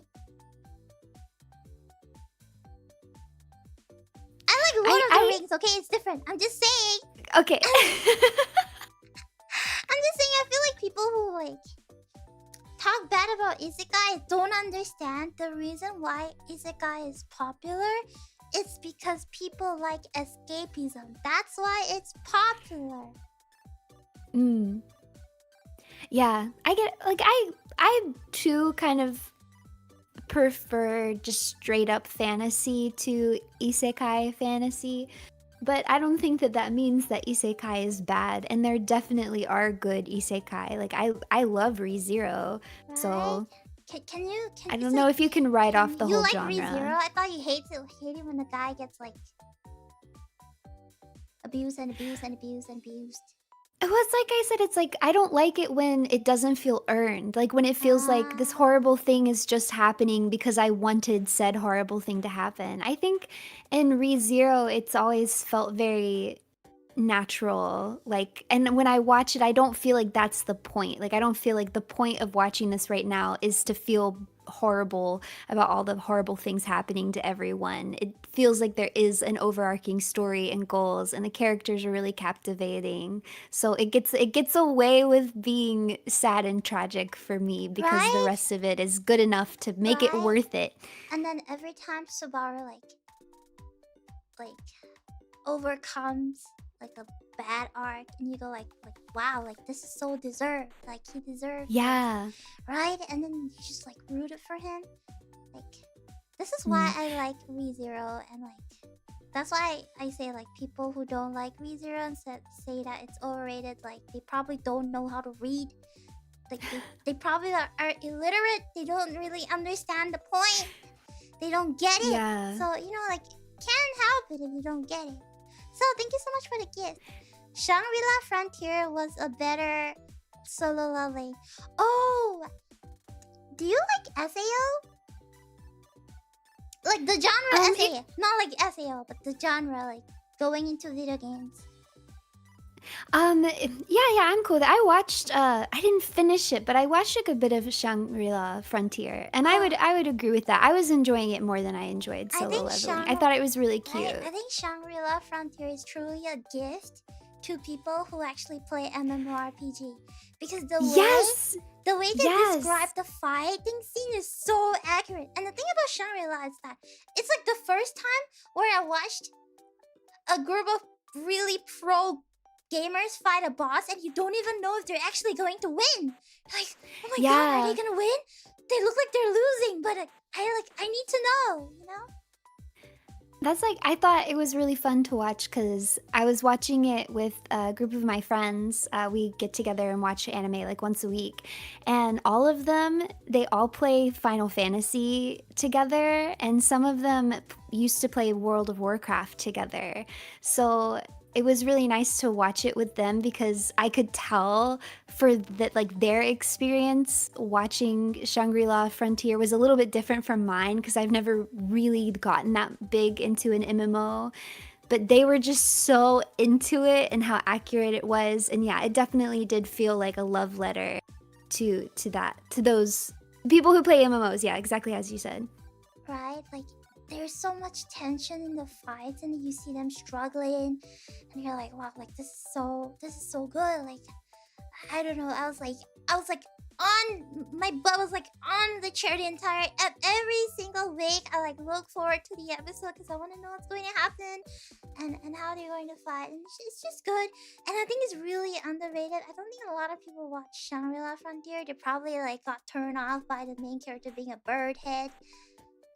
No, I love his stupid bird head. It's cute. It's Moe. Do you know it's Moe. Do you know that him and the rabbit is actually married? Like in real life, the VS are married.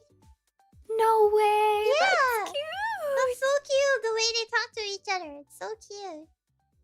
That's very cute. The second season is ongoing right now, so peak. I love this. Oh, that's right. Yeah. Oh, I forgot that. Dang, I need to catch up. Yeah, it's great. Filthy literature nerds. I like Lord of the Rings, actually. I like it more than I like Harry Potter. Maybe because I like elves. So like I like elves, elven lore, dwarf lore, like dragons. Yeah. I'm restraining myself so I don't go off on a Lord of the Rings tangent. Well, you should go on a tangent. Go ahead. What do you think about? Do you like Lord of the Rings? No, I don't like Lord of the Rings. I love Lord of the Rings. I love Lord of the Rings. And I think in particular, if you really like the elven lore and the like dwarven lore, you should read some of like the first and second age stuff, because what you get in The Hobbit and the Lord of the Rings, you know, it's the age of humans, so a lot of the drama and events are very human-centric. But if you go back and read like the Silmarillion or some of the other writings, you get a lot of really good lore for the elves in the early days, right when they were first created. And it's really fun. It's very good. And I like it a lot. Yeah, I'm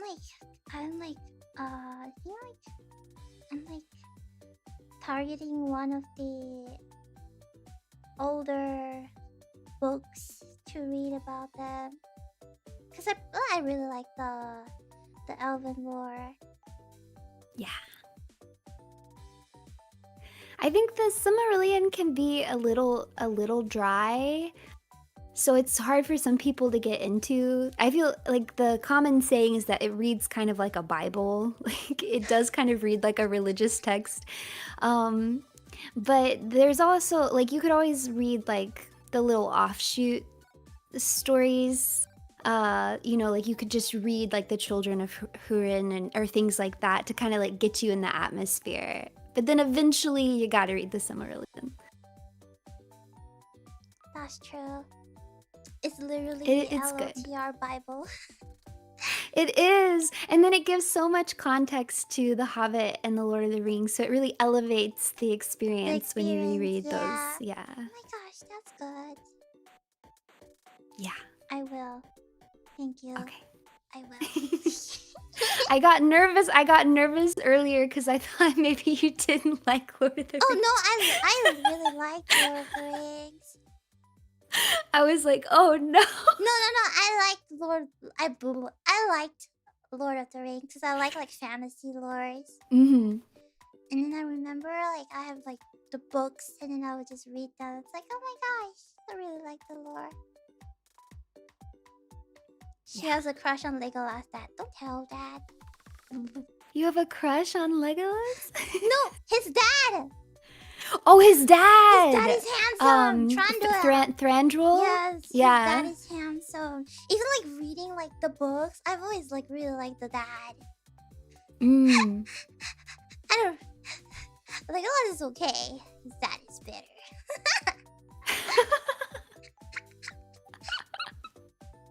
I also really like the dwarves. I don't know. Yeah. The dwarves are really I like the endearing, dwarves. right? Like, yes. like they're really endearing, you know? I just really like the dwarves. Me too. Okay, wait, next up. Next up is hentai has better plot than regular anime. Okay, moving on. Next. This person obviously can't tell the difference between ecchi and hentai. I'm not even gonna go on. He just goes like, oh, hentai has better plot than regular anime. Sure. Understood. Have a nice... It's like saying, I watch PORN for the plot. Sure. Sure. Okay. Have a nice day, mister. He's a gooner! He edging me goons! He's a gooner. Next up. Naruto is overrated. A lot of people just like it for the sentimental, nostalgic reasons because it was one of the first animes they watched. Oh, I'm about to say something. I think that there's a lot of criticism that people have for newer anime when they go, anime used to be great. I used to like it, like anime was peak. And then when you ask him, so what anime do you like? He's like, oh, I like Hajime no Ippo, I like Naruto, Inuyasha, Yu Yu Hakusho. Like, they don't make shows like that anymore. I think the huge reason why you say that is because you are attached to them, because you grew up with them.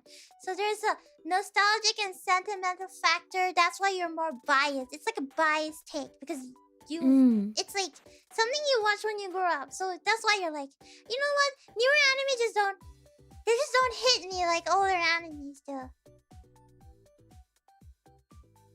Yeah, no, I agree with that. The nostalgia makes a huge difference. Like sometimes I feel like I have to give that as like a caveat because there are some things I really, really love, but I just know that a lot of it is nostalgia. You know, maybe it's not objectively that great, but I love it because I loved it as a kid, and so I always will. So nostalgia definitely plays a huge factor into it. But I don't know necessarily if I would say that it was overrated. I guess I don't know. I wouldn't say Naruto is over. I feel like the reason why people say Naruto is overrated is probably their friends are in the same age group as them. As in, like, I didn't grow up with Naruto, not my generation. So, like, to me, it's like I don't think it's overrated. Like, but probably for people of a generation, like, I think Naruto is overrated. Everybody just likes it for the sentimental and nostalgic factor. Yeah, because they all grew up with Naruto, but like people in my generation don't grow up with Naruto. So it's kind of like, it's different, this person probably says that because I don't think Naruto is overrated. I think Naruto's like already over. I feel like Naruto's already over. I don't think people like talk about Naruto nowadays. Yeah, and I think it's like maybe you look at it from now. Like I would agree if people are saying like anime sucks now, nothing will ever be as good as it was back in the day, like when Naruto was coming out. I would say that's a bad take, right? But I don't think it's also fair to say that Naruto didn't deserve the popularity that it has, because at the time that it was coming out, it was one of the best things coming out. You know what I mean? And so when you look at it in like the time capsule, it's always going to be a hugely influential and like iconic anime. Like it just always is going to be. Yeah, like, so I don't know if it's fair to say that it's overrated. I agree. Like, I don't think that Naruto is overrated. Like, I think when Naruto was still ongoing, I think like Naruto was like peak. You know, it's like people who watch Naruto like gets it. Like, it's like a long series. You know, like people who watch Naruto like gets it, and then when Naruto ended, it's kind of like like wow, like that was good. That was a good journey because like Naruto grew up with me. Then you know it ended, and it's like like I feel like people who watch Naruto now are probably like in their 30s or like you know probably like have a family or something, and it's like to them it's like it's a good story, like closing story, you know. We don't talk about Boruto. It does not exist anymore. It does not exist. We do not speak about Boruto. But yeah, I don't think Naruto is overrated. I think it's popular, but it's not overrated. Yeah. Because Yeah. I personally, I got into Naruto really late, but I watched it and I kind of really liked it. I'm like, yeah, I think it's pretty nice. Like, yeah. Do I think Yeah, I that, think you know, if you like shonen, you're gonna like Naruto, and it's a solid series within the genre. So I mean, I get maybe if you just don't like shonen at all, maybe you're not gonna like it, right? But I mean, I don't think it's overrated. yeah. I don't think it it's yeah. It's like just watch the original and call it there. Just like Inuyasha. Just watch the original and call it a day. We don't need their children. Yeah, stop. Yeah, we can stop making sequels about their Exactly. kids. We can stop that. Have you watched Boti? Mm-mm. So I don't know, there's like a few takes talking about the same thing. They're saying that Bocchi is such a bad character because people are making memes. People are making memes about like Bocchi is literally me, and then so Mm. a lot of takes are kind of like, hey, Bocchi has a loving father, Bocchi has a loving family, and Bocchi has classmates that care for her, and also Bocchi has friends and fans that care for her. However, she has like how is she an introvert? How is she not wanting to communicate with anybody? Like she literally had zero negative interaction with anybody she met. How is it justified that she's an introvert? And I'm just here like that's What? not how social anxiety works. No. And also, the implication there is that introverts are created by people being mean to them in unfortunate circumstances, which is just not true. That's just like an inherent personality trait. Like some people just are introverted and some people are extroverted. It's not 100% based on your environment. You know, it's kind of saying it's like saying like, oh my god, you're VTubing. All you have to do is press stream. How are you stressed? Like it's like Oh yeah. right? It's kind of like just because I have loving parents doesn't mean I can't get social anxiety. Like not everything has to be justified. Like, you know? Like Bochi has the reason why I really like Bochi is because Bochi is just like me. Bochi is kind of like she has so many like paragraphs of self-talk in her head. She has so many narrations inside her head before she could even speak a sentence. And she's always like The brain words is always inside her head. That's why people like Bochi, because people can relate to her brain worms. Because, you know, people with social anxiety, like, you know, they always have brain worms. They can't really communicate. They want to, but they just can't. Even though everybody loves them and they have zero experience or zero justification to why their life sucks, but they still get depressed. And it's like, you know, People are just looking for ways to right? be mad. People are just trying to find a way to be mad, you know? What the heck? Next up. Steins Gate is overrated, and the only interesting trait any of the characters have is that they are anime nerds. Have you watched it, Steins Gate?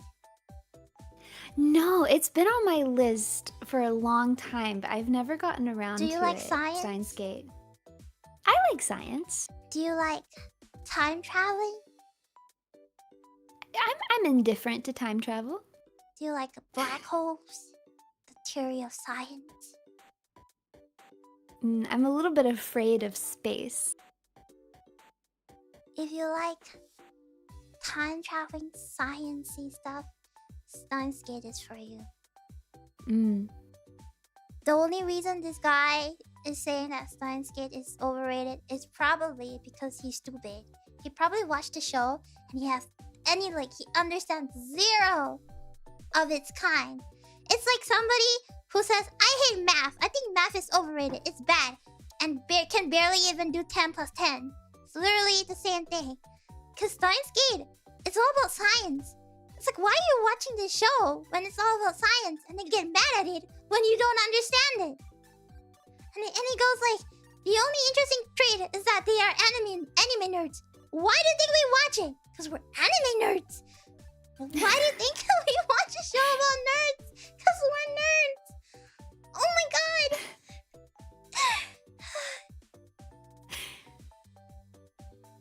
It's crazy. Alright, this bait got me.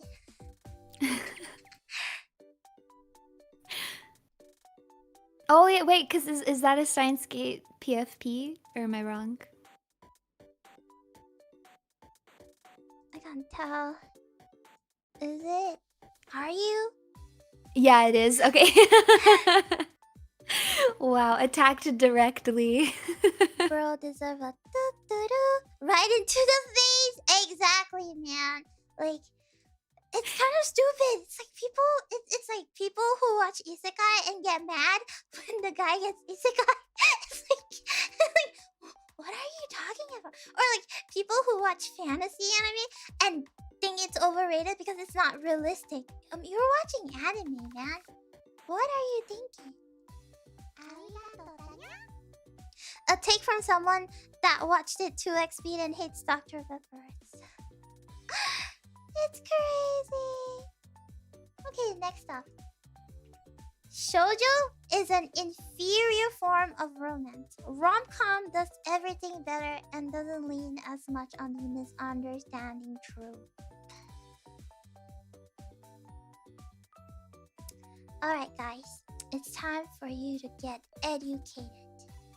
I get very mad. There's a few takes that talk shits on shoujo. Do you like shoujo animes? It's definitely not my favorite genre, but I don't dislike them. Alright guys, remember to point and laugh at this take. Shoujo anime are targeted at young female audiences, especially teenagers. Shoujo works on themes like friendship, personal growth, family, slice of life. Romance, it's not the central focus. Shoujo anime often show how the girl progresses from one point to another. It's literally watching the girl play a role in an anime, how she grows, how the people around her grows, how she gets into different situations. That's why like misunderstandings happen, because you know, girls like misunderstandings. That's why sometimes shoujo manga is like, oh my god, why don't they kiss already? They don't, because they have to go through like a lot of things to kiss, you know? Like, Yeah. The that's slow why, burn, that's good. We love it. right? Girls like it. That's why it's for girls, man. Girls like it. It's made for it's made for teenagers, you know? Teenagers Mm. who dreams about falling in love with another man. You know, it's made for girls. Romance primarily revolves around romantic relationship between characters. The central focus is romantic connections. So it can work for shoujo, shonen, josei. Okay, shoujo, young girls. Shonen, young boys. Josei, adult women. Seinen, adult men. Okay, these are different terms, guys. And romance, rom-com is not a shoujo is not even a genre. It's like a big term. You can have rom-com shoujo, rom-com shonen. Okay, it's literally different. And I don't know. It's like, if you don't want the misunderstanding trope, then don't read shoujo, because there's always. If you I ask also me, feel like rom-coms definitely do the misunderstanding trope. I mean, that's like one of the keys to comedy, man. Like, right, you want to make something funny, make there be a funny misunderstanding. Like, I don't right, understand why they're not seeing it. I don't know which ones they're watching. No, I think the misunderstanding trope in rom-com is comedy. But the misunderstanding trope in shoujo, it's more serious. As in like, for example, like, guy A works part-time to buy a gift for girl. Girl thinks guy is cheating on her, breaks off. Misunderstanding arc. And then like after a while realizes that, hey, he's just working a part-time job. He's not actually cheating on you. Gets back together and then buys her a gift, and she's like, you got me a ring? That's cute. And it's like, yeah, like, girl B helped me chose the ring. And she's like, girl B, that means you're cheating on me. Breaks up. That's another misunderstanding. So, you know, like, that happens a lot in shoujo anime. So maybe the poster just, you know, like, gets mad because like so many misunderstandings. But you forget, young girls like it. They like the misunderstandings. That's why it keeps happening. Maybe the poster is not a young girl. Maybe that's why they don't understand. It's possible. They just might not be a young girl. Hot take. Rascal does not dream of Bunny Girl Senpai. It's just the modern day melancholy of Haruki Suzumiya, but better. Okay, I'll take. I don't think Bunny Girl and Suzumiya is the same. But sure. Anyways. Yeah. Rom-com, shoujo, different. Can't compare. Shoujo can have rom-com. Rom-com is a genre. Shoujo is a target audience. I think a lot of people don't really understand. It's the same thing as them talking bad about shonen. When they go like, shonen anime is overrated, but they fail to understand that shonen is aimed to target for young boys. And what do young children like? Flashy, eye-catching stuff, right? Less talking, more action. Yeah.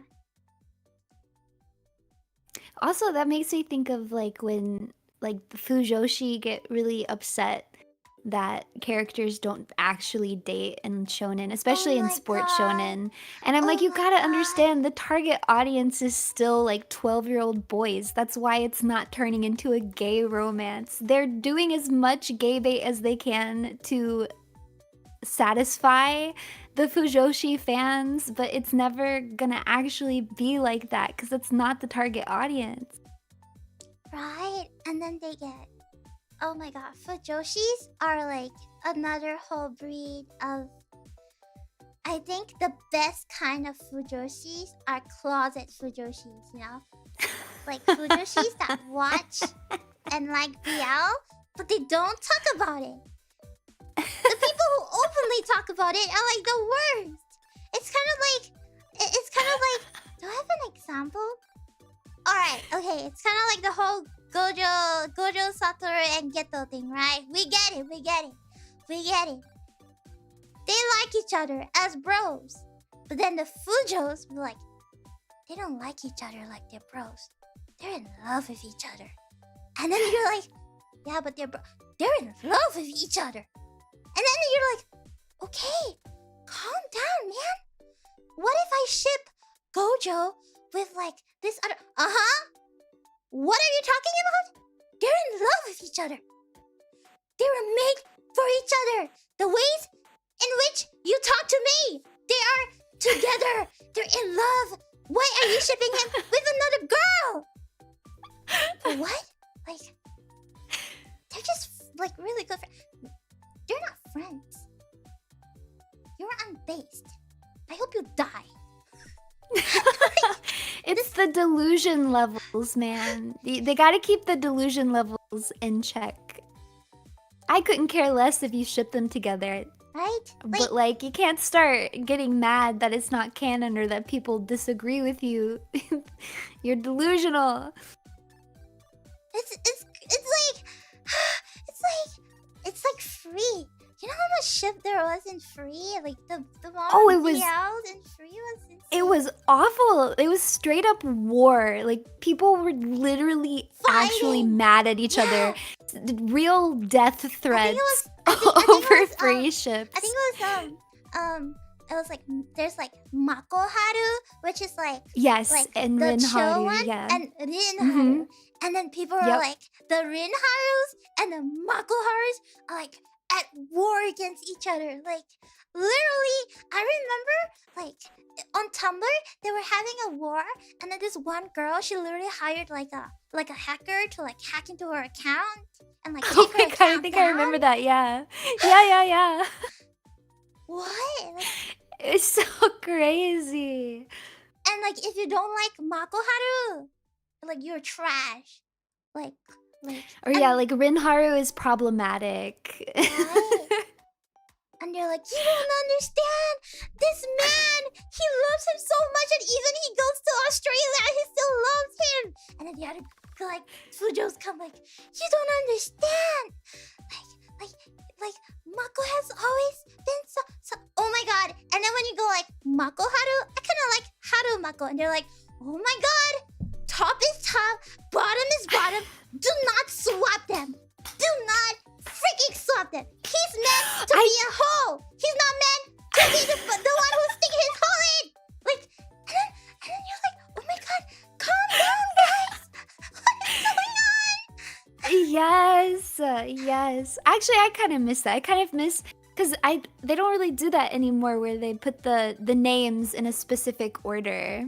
But I kind of miss that. I miss seeing people argue over Haru, Mako, Haru. No, they do that. They do that with Genshin now. Oh, are they doing that with Genshin still? Yeah, like for example, if you like, I don't know what characters was it. Like, if you like Zhongli, and if he's like and like Child, I think. Anyways, if you like Zhongqi, you're like base. If you like Child Li or something, you're like unbase. And they have like war against each other, where they like actively shit talk about each other. And it's like, I'm just like reading the threads, honestly, it makes me like, you know, it's like, wow, it's like eating popcorn, you know.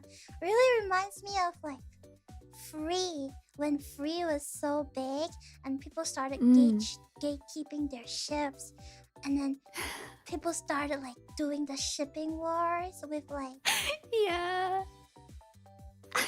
oh my god, it's like every sport with Haikyuu too. Haikyuu was like another one. Yeah, it was pretty crazy. There was like this era of sports shonen where the shipping was super, super crazy. And I do feel like it's chilled out a bit. Either that or maybe I'm just out of it enough that I don't see it anymore.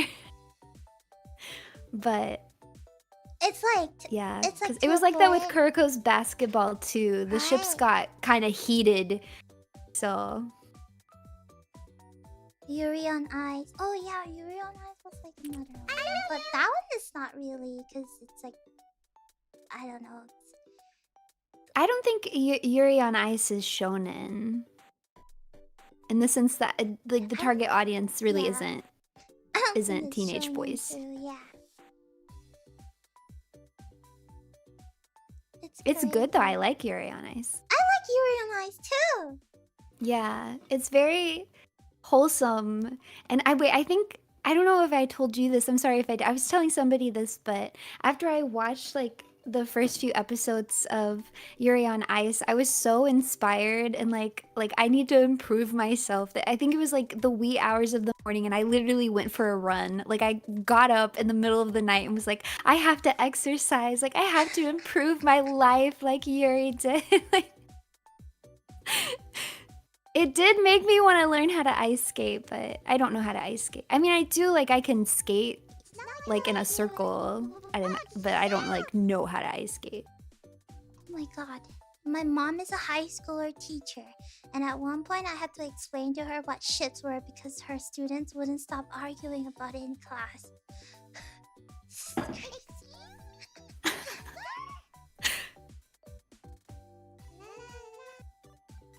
Wow, midnight running. I can't do that, but I really like Yuri on Ice because I thought like the ice skating scenes were really pretty. It was Like beautiful, with the I thought music, too. right? With the music, Yes. the scenes, thought it was really pretty. My condolences to your high school mother. Wait, not high school mother, high school teacher. I'm sorry. Oh my god, not high school mother. I mean, high school teacher. Oops, Freudian slip. Oopsie daisy.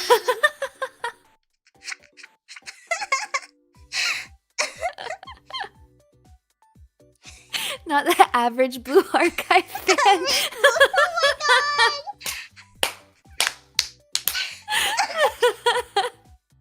High school mother. It reminds me of that anime that people were shitting on. Is the My Wife Turned Into a High Schooler? Have you watched that one?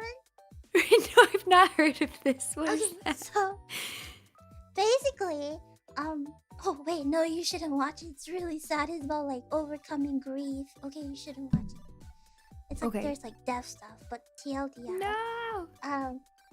Husband and child lost wife and mother, and they're like processing the grief. It's like really hard because like he really loved his wife. And one day a high schooler opened the door and like, hey, like I'm your wife, and then like I'm your mom, and then like starts like and they're like, what? And then they realize like, oh my god, you're like my wife, you're like my mom. And then like they start to live together, and it's like I watched that and then I cried so hard. And then people keep shitting on it because they're like, oh my god, lolicon? Ew, what the hell? Like he's marrying like a high school. Bro, watched it, man. It's like it's not even about the fact that the mom is a high school girl. It's not even the whole point. The point is like the mom was actually there to help them like get used to the grief, so when she leaves, it's not that bad. Like that's the whole point. Wait, that actually sounds so sad. It is. Like, it's so healing though, because at the end they like accepted the fact that, you know, like, oh, it's elementary school. Okay, yeah, elementary. It's like at the end they like accepted that, like, you know, like she's gone, and I'm like, oh, that would wreck me. Just thinking about that right? makes me want to cry. Same. No. But I'm a masochist. I like crying about sad stuff, even though I can't handle it. No. I'm not a masochist. I don't want to be in pain. destroyed me, man. Oh man. Rooney was ruined by Up. Oh my god, me too. I watched Oh, Up. Up destroyed me. Like, if I talk about Up, I will cry, so I'm not gonna talk Yes. about it. But like, Same. Same. like, Okay, we're on the same page. yeah, it's like, whoo, like you know that scene, that one scene, right? That one scene was like insane. I just can't. Like, I had to pause and I had to take my inhaler because I couldn't breathe because I was crying so hard. Oh, but that is so relatable. I cried basically the whole movie. Like I couldn't pull it together. Even with the happy ending, I was still Right? crying. Even Like the it was over. like the Could credits not. came up and I'm like, oh my god. No, I was crying in the parking lot of the theater. Like I could not pull myself together. It was awful. Tears, snot, just like ruddy me? face. I'm not really good at cinemas because I cry so easily. Like I don't want to be a nuisance to other people that wants to watch it. Okay, a funny thing I remember was okay, so like my local theater had like Disney reboot. So they played Lilo and Stitch. So I was like, oh, never watched Lilo and Stitch. And it's like, decided, hey, maybe I can go and check it out because that theater rarely have people. The moment I stepped in, like the cinema was like packed. And I was like, you know what? I paid for it. I will sit. The moment the big sister started hugging her and saying like, nah, I was like, God. sobbing, crying, couldn't breathe. Like I was like, and I was like, no, and I just, it's like, so yeah. I stood up and I went to the toilet. And I'm like, I can't do this anymore. Like it's over for me. I can't do this anymore. And then I left because I was like, nah, I'm not gonna be a public nuisance. Oh, same. I don't. Yeah. Now I'm just very careful about what I see in theaters. Like if I think it might make me cry, I just don't watch it. If I really want to watch it anyways, then I watch it at home. But sometimes things surprise you. Right. Like they don't look like they'd be sad, and then all of a sudden there's something sad in them. Like I always Google this page like pets dying to see if like Yes. Right. Yes. Right? Does the dog die? Does the dog die? Or like like any animal died in this movie? If no, I'll watch it. If yes, no, I can't. Can't stomach that. Look back. No, I don't like that. And looked out of your windows for days. Oh my god. But then I'm also a masochist. I really like watching sad stuff. It makes me cry, but I don't know why. I just like watching it. Okay, but not animal. I cannot watch animal. Yeah, I can't. Pets dying, I can't handle it, so I choose not to watch any animal-related movie. I won't. No, Marley and Me, I really think everyone who greenlit that project is a psychopath. Like, I just don't understand why that would entertain anybody. Why would that entertain anybody? Right? I watched Marley and Me too! Oh, God. Oh, God. I won't do it. I refuse. I watched it when I was really, really little. And it was really bad because, like, my hellhound, like, just died, like, a few weeks ago. I felt, like, dread. Like, it was, like, dread. So, like, even games nowadays, I, like, have to make sure no animals dying. Because I will, like, freak out. Yeah, I don't like that either. But I also I shouldn't say this because this happens in One Piece, but I also really dislike when the owner dies and then you just have to see the aftermath with the pet like missing. God. I can't handle it. I cannot handle it. It's not okay. I am not entertained. Yeah, that's crazy. Oh, I remember that. Insane. People who wrote Marley and Me has evil in their hearts. Yeah. Whoever writes sad dog movies or sad cat movies, they're there's something going on. Like, why are they doing this? Like, why are you doing this?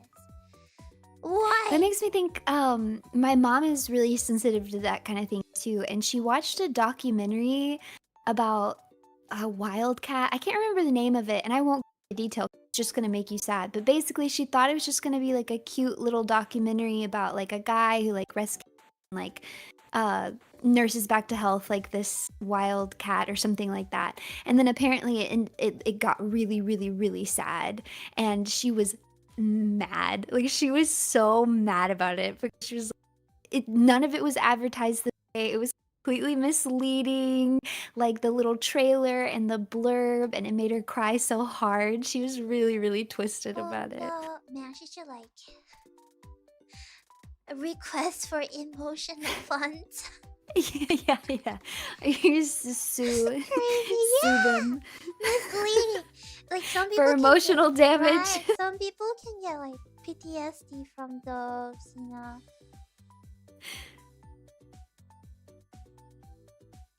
You can build your tolerance. Nah, you cannot build your tolerance on this kind of thing. Like, you cannot tell me you can build tolerance for this. Nah, it's crazy. No, I've been like this since I was a kid, and it just doesn't get better. I just don't get better at handling it. Me too. I just don't get better. I like cried almost every day. It's so annoying. Oh yeah, because people will be like, but it's good to cry. Rini, you should cry sometimes. And I'm like, no, you don't understand. I do cry. I don't watch sad media and I cry anyways. Right? I don't need the sad media to make me cry. I will cry anyway. I don't need the sad media. I will cry anyway. It's horrible, right? Like, trust me, I'm getting my cries in. You don't have to worry about that. Like, I gotta cry 5 times a day. Like, I'm hitting my quota, okay? Like...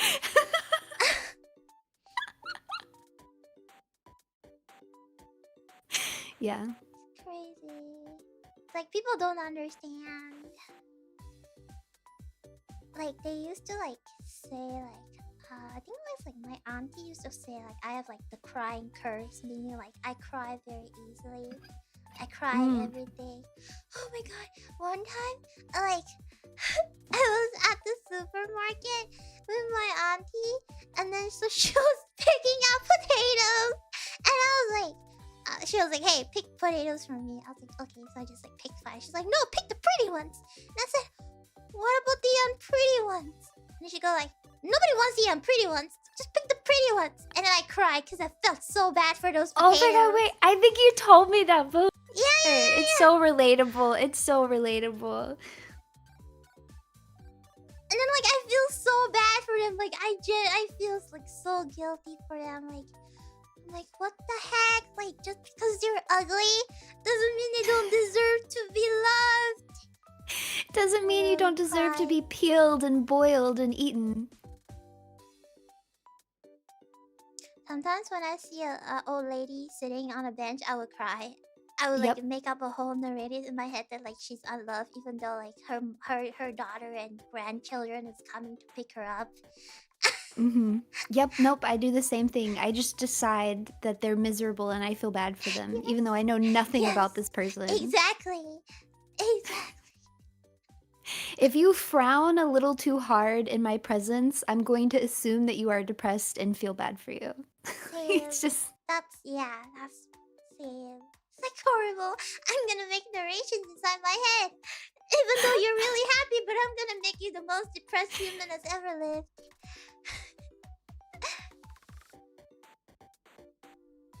That's crazy. Wait, let me see. Next tape. Next take. Dubs has become on average equal to sub. I don't know if I watch enough dubs to say. It's very rare that I watch a dub, so I don't know if I can fairly say it or not.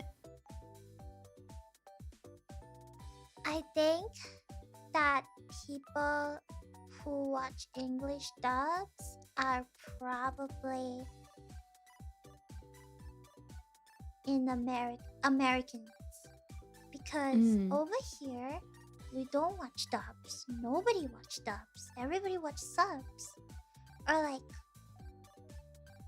Unless, you know, you have like, let's say in Indonesia, then you have anime that is dubbed in Indonesian. And that's like, then they will watch the dubs. But like, normally, if you asked me, I think that people watch dubs because they don't have time to read. It's either they're illiterate or they don't have time to read, or like for example they want to watch an anime and maybe like clean the house, but they don't necessarily have the time to sit down and read the subs. So Oh yeah, I'm guilty right, of that, by definitely. right, by having dubs they can just do their own stuff because speaking in English anyways. Yeah. And I also think that people who like dubs probably grew up with dubs. You know, like Dragon Ball, Yu Yu Hakusho, Naruto. I don't know, when it was on the TV, it has always been in dubs. Like, I don't know, like TV shows, like, I don't know, what, Animax? Do you guys have Animax? Like, shows, you know, TV channels that do anime, they would have them in dubs. So if you grew up with dubs, so you're used to dubs. That's why you're like maybe not used to subs. So Yeah, some people just don't like subtitles in general. Like they can't anything with subtitles they don't like. Whereas I put on subtitles even when it's in English because I love subtitles. I can't listen without subtitles, even English. Yes. It's like that meme whereby like let's say I look away and I'm watching an English movie. It's like and then I come back and I stare at the screen. It's like, oh, I have school tomorrow. Oh, that's really important to me. And then I look away. It's like, and I come back and I see the subs. Sometimes I literally can't understand what they're saying. I don't know. My brain just doesn't process it. I got hearing issues. I need the subtitles to hear it. I can't watch an American movie without looking at the subs because sometimes I really don't understand what they're saying. It's like they're like muffled or something. It's kind of crazy. I don't think that dubs have become on average equal to subs. I think that subs are still superior because I feel like if you're watching anime, you should be listening to the subs. Like you listen to the sub. You should be listening to the main Japanese voice. Sometimes dubs, they might, I don't know, take like certain cultural, like, for example, dubs don't really translate like anime jokes really well. Or like Japanese jokes very well. Yeah, I don't know. I feel like it's one of those things where like a dub could be really good, but it's always going to be missing some context from the original. And that's not just with anime, that's with anything. Like if you read a book that's been translated into English, right? You're always going to lose elements of it through translation, even if it's a really good translation. So if there's a way to get the original, you know, that's probably always gonna be a little bit better. We're already at a little bit of a disadvantage because we can't, well, unless you speak Japanese, you're not understanding the Japanese. You're already reading a translation of it. But then if you do dub, you're not only it's a translation, and then it's like the voice acting now is in a different language. So now you're like 2 steps removed from the source material, right?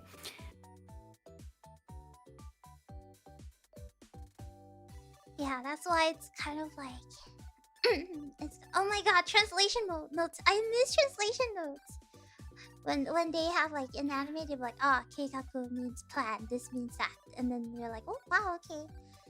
I just think that, yeah, like, okay, people say like, oh hey, like Space Dandy's dub is good, Yu Yu Hakusho dub is good. Like I said, you grew up with those dubs. Those are older animes. Like, you grew up with those dubs. You're like, Oh yeah, Dragon Ball dubs was, yeah, 'cause you grew up with Dragon Ball dubs. I grew up with Dragon Ball subs.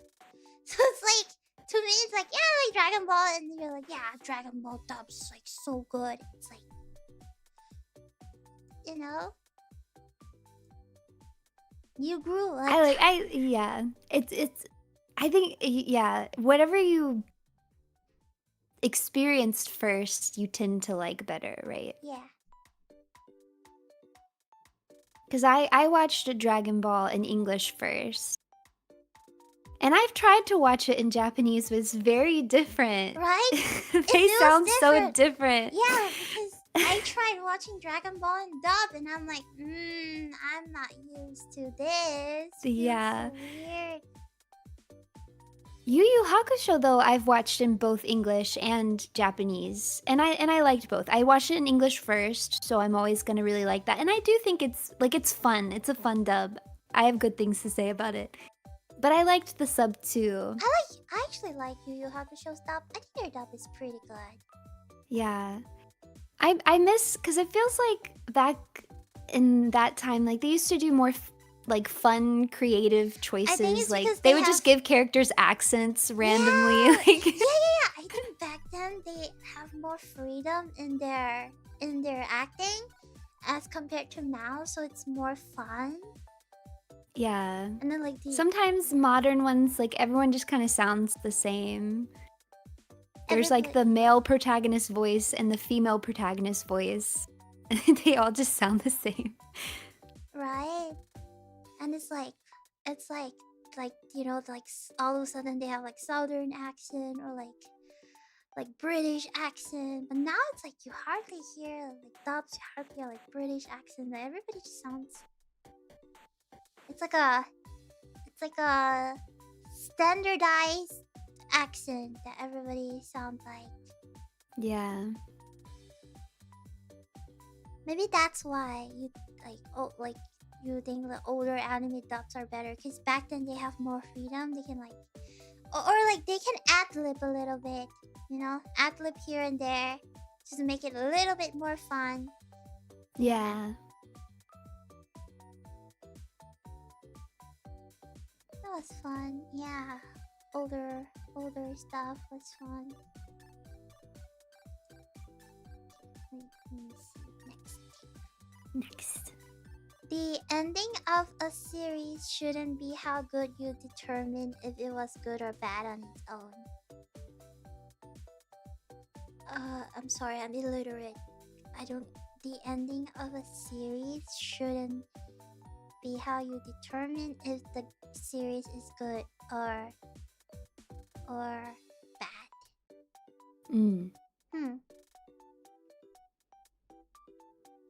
I don't know how I feel about this one. I mean, I do feel like a really bad ending can truly just ruin. Just ruin the whole experience, no? Yeah. But then sometimes it doesn't. You know, like... I don't know. Usagi Drop? What is Usagi Drop's ending? What the heck? Let me just Google. Because that's the one where they end up dating each other. It feels like a father-daughter, and then they end up being together romantically at the end. And a lot of people didn't see it coming, and so they dislike it a lot.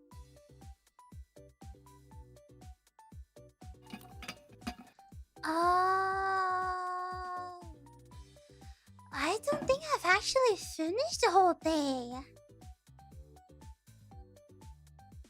Oh, so like she grew up and then she fell in love with her dad. Yeah, the guy. Oh. Okay. Wow. Well. No! Usagi dropped prime example. You see, that's the thing. I hear that one brought up a lot. I feel like if you I feel like, let's say if you want Usagi Drop to end up together, then the whole series should have been made so that in the beginning you can tell that she has romantic feelings towards her dad. Then, like, okay, it makes sense. Then at the end, when she like confessed to her dad, you're like, oh yeah, it makes sense because you know, throughout the entire thing, she's like, you can tell she has a crush. But if let's say the entire thing you're watching is like, oh, they're just father and daughter, like father and daughter, and that's it. And then all of a sudden, it's like, bam, they're married. And you're like, what do you mean they're married? I thought they're father and their daughter. And like the entire series. You know what this reminds me? An ending that I absolutely hate in a recent anime was this anime called Senpai is an Otokonoko.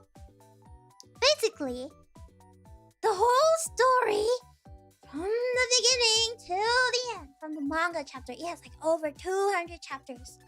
Beginning, you can tell that the guy fell in love with the crossdresser. Okay, and you can tell the crossdresser also likes him. And you can tell that their relationship kind of grew and the story focused a lot of the two of them together. And you're like, okay, I think they're endgame. I really like this guy. And I think it's gonna end up with him. And then right at the final 10 or 20 chapters of the manga, nope, the guy went with the girl. Like the crossdresser, he ended up with the girl. And I'm like, what? I read 200 chapters of the guy and the crossdresser together, and then like the last 20 chapters, the crossdresser end up with the girl? What?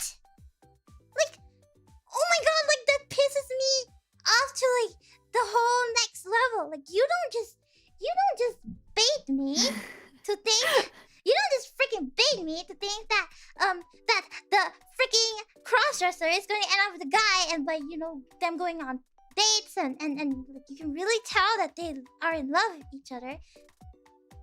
The final end, he's just like, nope. The author is like, nope, I don't like gay people. You know what? They're not together. He's gonna end up with a girl. They're gonna be straight. End of the story. I think it's like if the ending, now that you know the ending, would make a rewatch unpleasant. Like yes, I wouldn't if it changes then I think it's a bad ending and it can ruin the entire show, right? Like the classic, like, it was all a dream. An ending like that does ruin it because now your stakes are completely gone. Like on a rewatch, everything you just experienced feels worthless because you know it wasn't real anymore. So I do think it's possible for an ending to completely ruin like a whole series. But I also think sometimes the ending is bad, but it wasn't bad enough to like ruin all the good things that did happen in the story. So you can still go back and enjoy what happened beforehand. You know? So I don't think it's always a way to determine if the series was good or bad on its own. But sometimes I do think a bad ending can ruin a series. Exactly. Sometimes, yeah. Like, yes. Sorry, I got a bit heated. I just hate it when people just you got like, tricked. Yeah, and it happens all the time. Like you're just rooting, like you thought this was normal, and all of a sudden, like the last 20 chapters, to just give you like something completely different. You're like, what? Why have I been? Yeah. I think it was. Wait, was it you? Uh-huh. Was it you? Because someone was telling me that they read a manhwa that did the same thing. It was like, I think it was one of the villainess ones, and it really seemed like the two girls were gonna end up together, and then just like randomly out of nowhere at the last minute, she ends up with this guy that like, and like there was no way to see it coming, and they were like, dang, like why did I read this whole thing? And then they didn't even end up together. That's insane. Was it Nova? Maybe it was Nova. Yeah, like I don't get it too.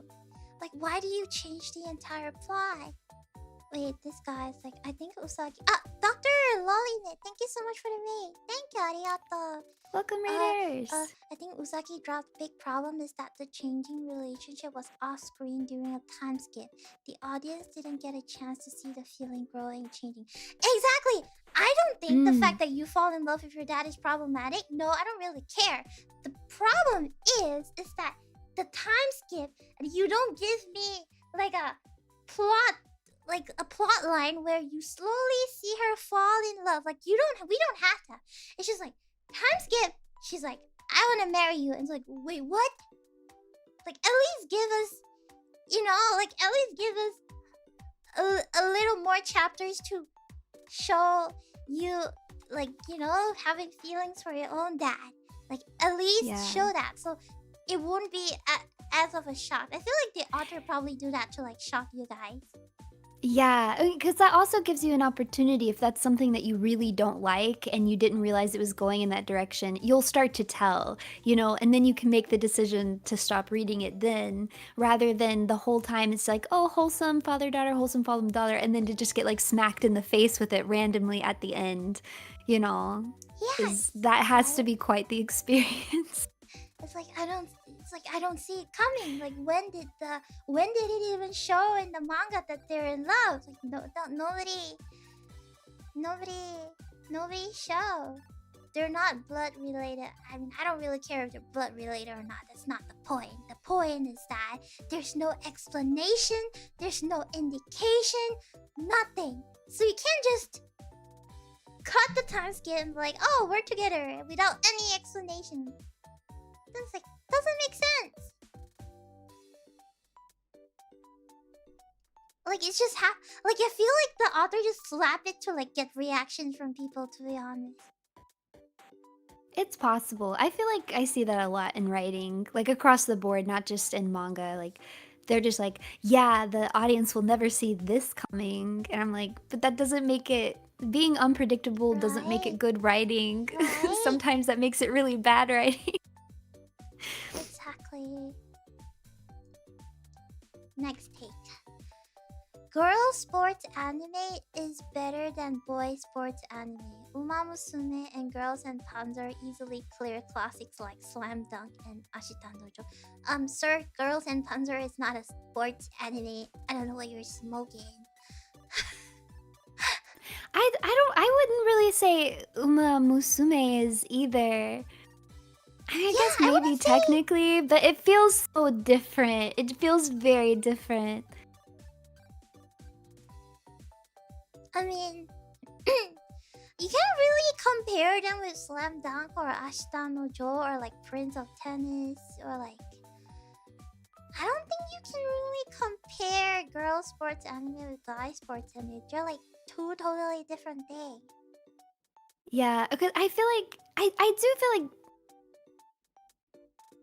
It goes back to what we were saying earlier, like the target audience for Uma Musume is completely different than the target audience for Slam Dunk, right? So then it's hard to compare them and be like, well, this is better than, like, Slam Dunk doesn't deserve to be a classic sports anime, but I'm like, it's just way too different to compare them. They're not targeting the same audience at all, like, Exactly. I forgot this super chat. The acting in EN dub doesn't feel as good as JP. I feel like I think that's I think the reason people prefer JP subs over English dub it's like people who watch English dubs in anime might feel uncomfortable, just like if I were to watch, let's say, Avengers in Japanese dub, I would feel weird too. It does not feel coherent, I guess, Like, yeah. The Bacano dub is great is that the aspect with the accent. Yeah, like we said, like accents would be good. I'm trying to think, because I'm trying to think of like girl sports anime that feels more like a girl sports. So like Chihaya, a lot of people, praise that as like one of the best like female sports But it also still feels so different to me. I don't know.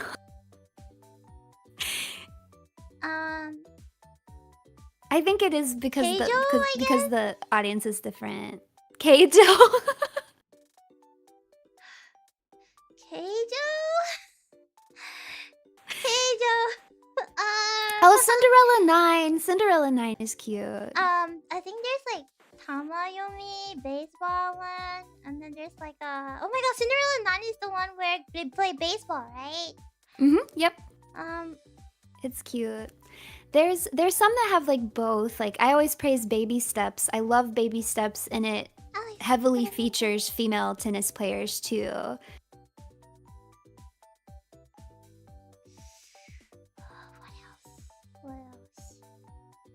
else? There's the really popular volleyball one, and I always forget the name.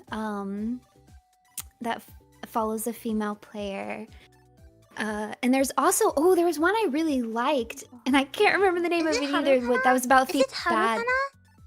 Harukana Receive? It's the one where they play beach volleyball? No. There's like a really old one about a girl who plays, because it's like I'm trying to remember what all happens in it. She's a girl, she plays volleyball. I remember at the end, like, she basically chooses volleyball over, like, a boyfriend or something like that. Like, something dramatic happens, and she's like, nah, I'm gonna go play volleyball instead of going to the hospital or something like that. But I can't remember what it's called. Sports female anime volleyball. Michael David, thank you so much for the keep.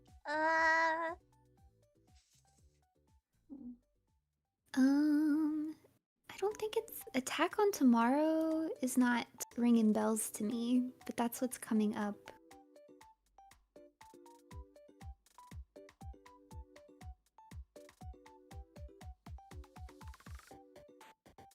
I can't remember. Why can't I remember the name of it? That's gonna drive me crazy. Akebi-chan no Sailor? Akebi-chan no Sailor?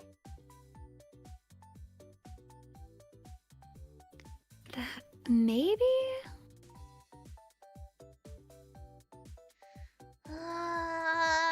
That's gonna drive me crazy. I'm gonna have to find it later. It's gonna come to me later. And yes, yes, Hanabado. Hanabado is the badminton one I was talking about. I actually really liked that. I thought that one was really nice. Is that anime like a really old anime, or the first one I was talking about with the one that volleyball you're trying to find is very old. Yeah, it's very old. Is it Attack? Is it Attack? Because Attack is a really old volleyball show about like a girl and like she has like crushes and stuff. Attack no one? Oh, you know what? Yep, this looks right. Yep, I think it's Attack number 1. Like she has a lot of crush, but like she only cares about volleyball. Yeah.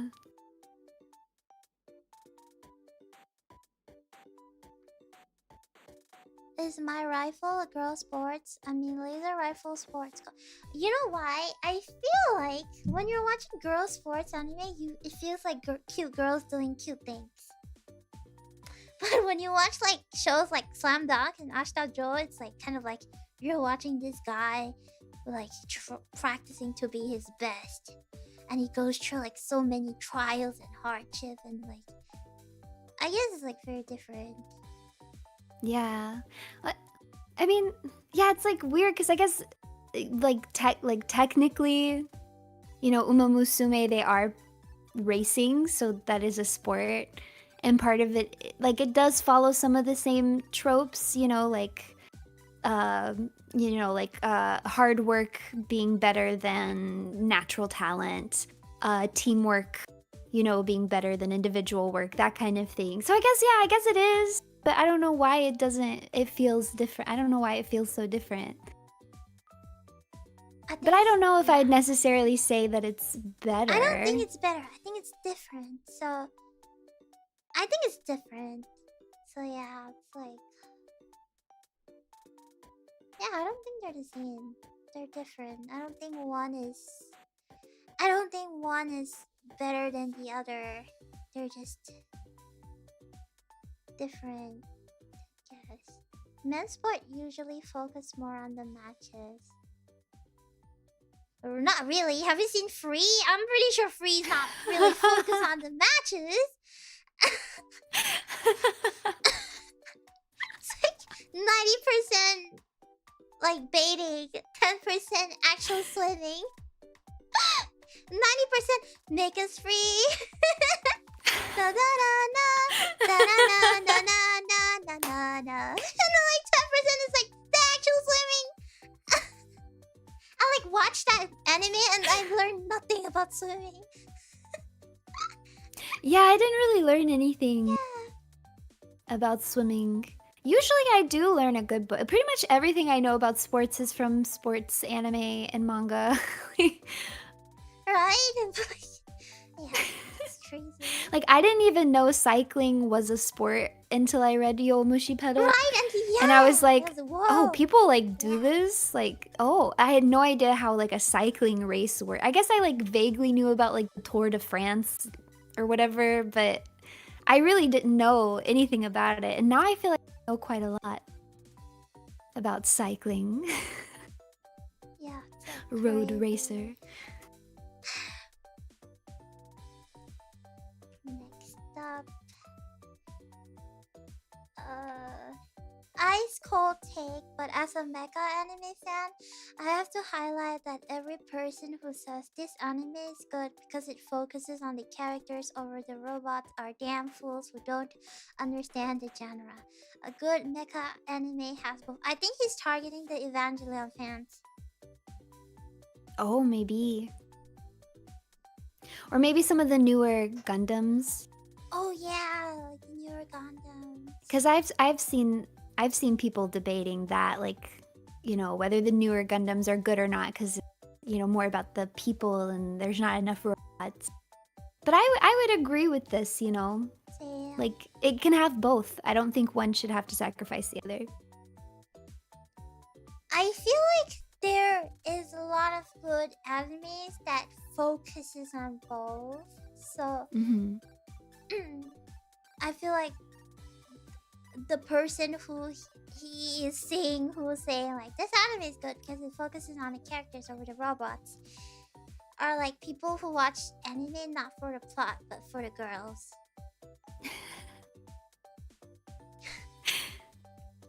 Oh, Gurren Lagann is amazing. Boku no Hero is really I love good. Gurren Lagann. Gurren Lagann is like good character, good mecha, like half.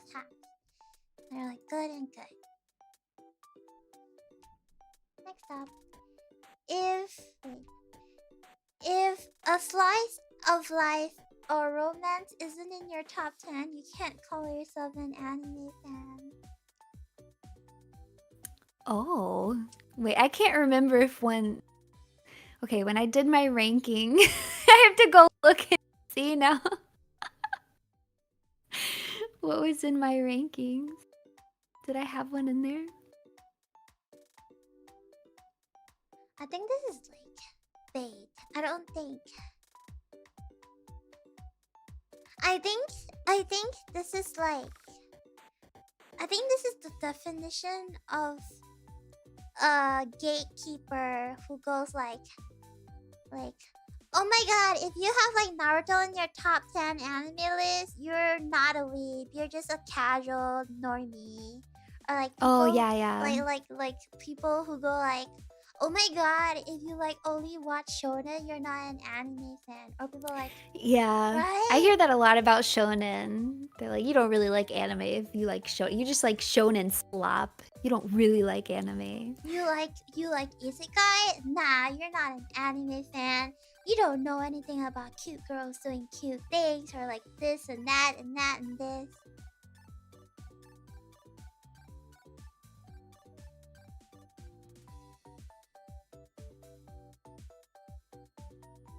I don't think anime fan. I don't think that as an anime fan, you must watch like every single genre out there. But like as an anime fan, I would suggest you to open up your mind and watch other stuff other than shonen, you know? But like if you don't have it in your top 10, like it's fine. But like if you go like I'm an anime fan. I only watch shonen. I do not watch other shows. Then I'm like, okay. Then call yourself a shonen fan. Maybe not really an anime fan. And then go like, I do not want to watch other stuff other than shonen. Like, okay.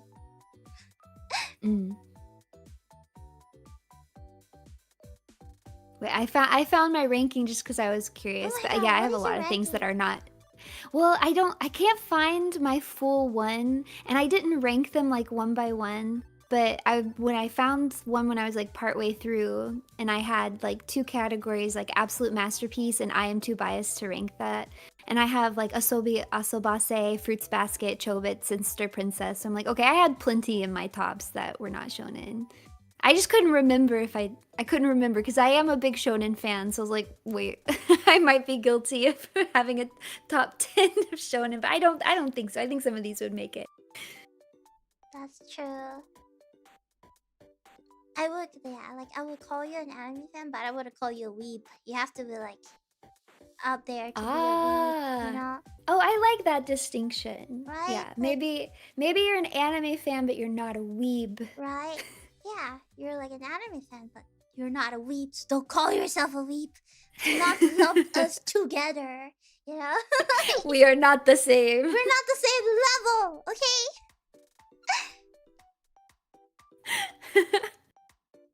There's more to anime than just shonen romance slice of life. Of course, there's more to anime than just shonen. There's like mecha, there's like dark shows, there's like light shows, cute girls doing cute things, horror, comedy, all sorts of stuff. So, you know, you can't call yourself a weeb if you don't like a few of them, you know? It's like, Wait, I'm being a crazy right now because I'm like, are my top 10 all shonen? But my favorite of all time is a seinen. That's Golden Kamui. So like, already #1 slot. It's not. you see, I had a brain fart. I mean, Golden Kamuy is good. I mean, seinens are technically for adults. Shonen is for children, so.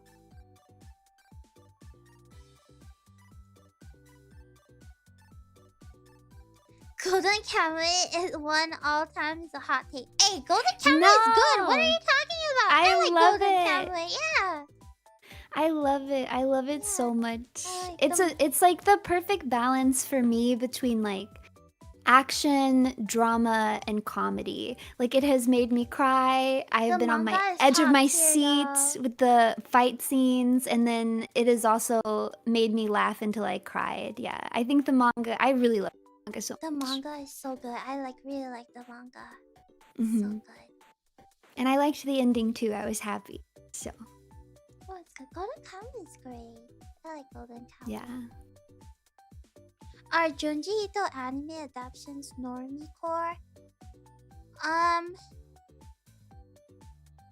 mean, Junji Ito has been pretty normie. A lot of normie, like it tapped in the normie market. So I don't think it's normie-core. I don't know. I don't really like Junji Ito shows. They're like, oh my god, I don't either. They're like creepy. I don't like horror, so I do like horror. I just think Junji Ito is boring. Like his manga bores me. I don't understand the hype. I think it's overrated. That might be a hot take for me, but I think it's normie in the horror scene because I know a lot of people who really like horror who are familiar with Junji Ito just because it's kind of like iconic horror, but don't really watch anime otherwise. So I feel like maybe not normie in like a broad term, but I can see why you might think so because there are a lot of people who don't watch anime but do know of his works just because they really like horror. Yeah, I think like exactly like Junji Ito is just people like normies like Junji Ito because they think like, oh, this is horror, but like not your conventional horror. It's like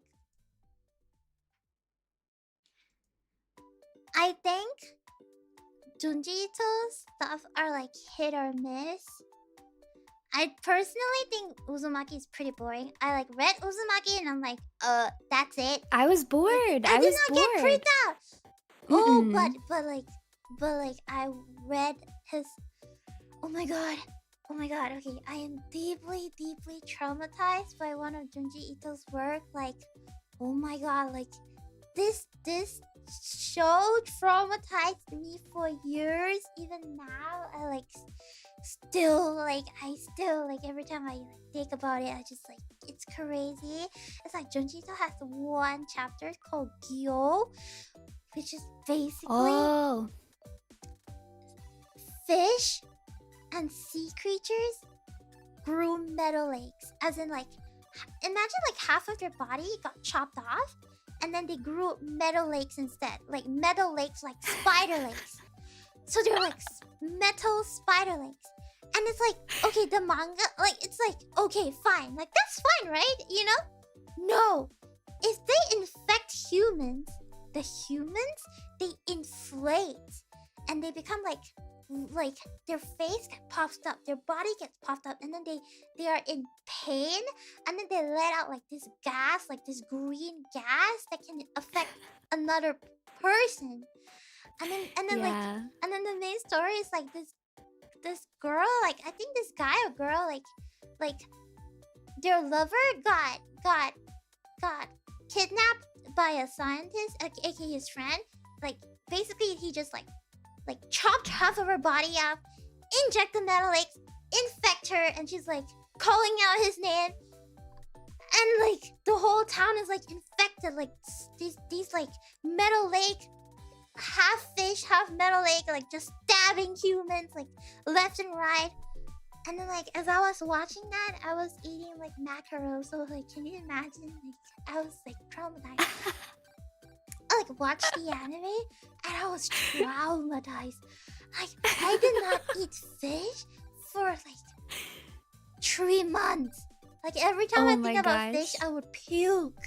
Like no. Like I'm not sure why, but like just something about it just like messed me up. And then my stupid ass decided to read the manga, and it's like even worse. And then I just like gave up. I didn't know that they animated Gil. Yes, there is an anime. Yeah, the animation is, oh my god. It's like, no, it's like so bad, like traumatized. Like I would never, but I would recommend it to my enemy though. Feel free to watch it. All right, Remy's enemies. That girl who stole the pencils. She better go watch Gil. Yeah, but like a horror story that I really like a manga. It's like the Pet Shop of Horrors. The Pet Shop of Horrors. That is Pet Shop of Horrors? Of Horrors. That's a pretty nice horror manga that I like to read. I will read it over and over again.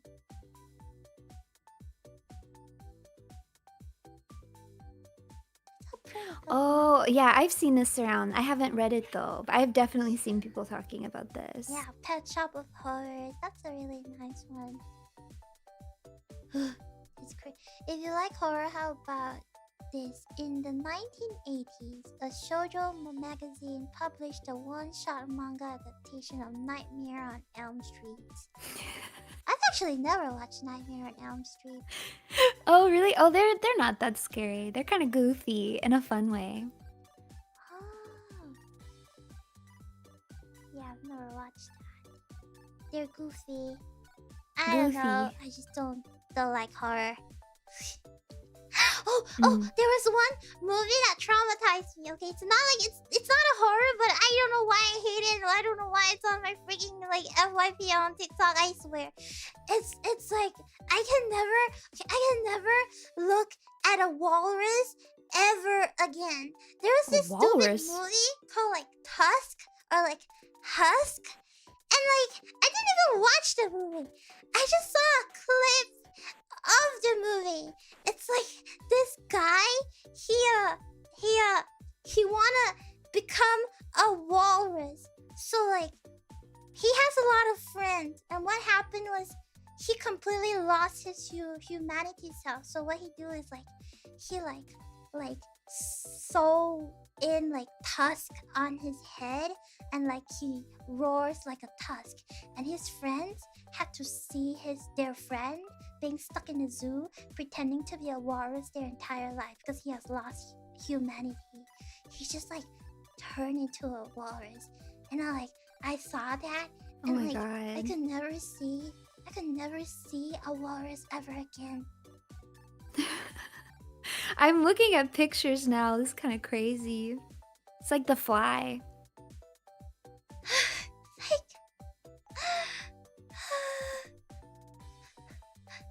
No man. I hate TikTok sometimes. I didn't even want it. They just showed me that. Crazy. You gotta delete TikTok. You gotta delete it. No, I cannot. It's part of me now. Okay, next up. Yu Yu Hakusho is the best shonen. Hunter x Hunter is good, but nowhere as good. Oh my god. Okay, what do you think?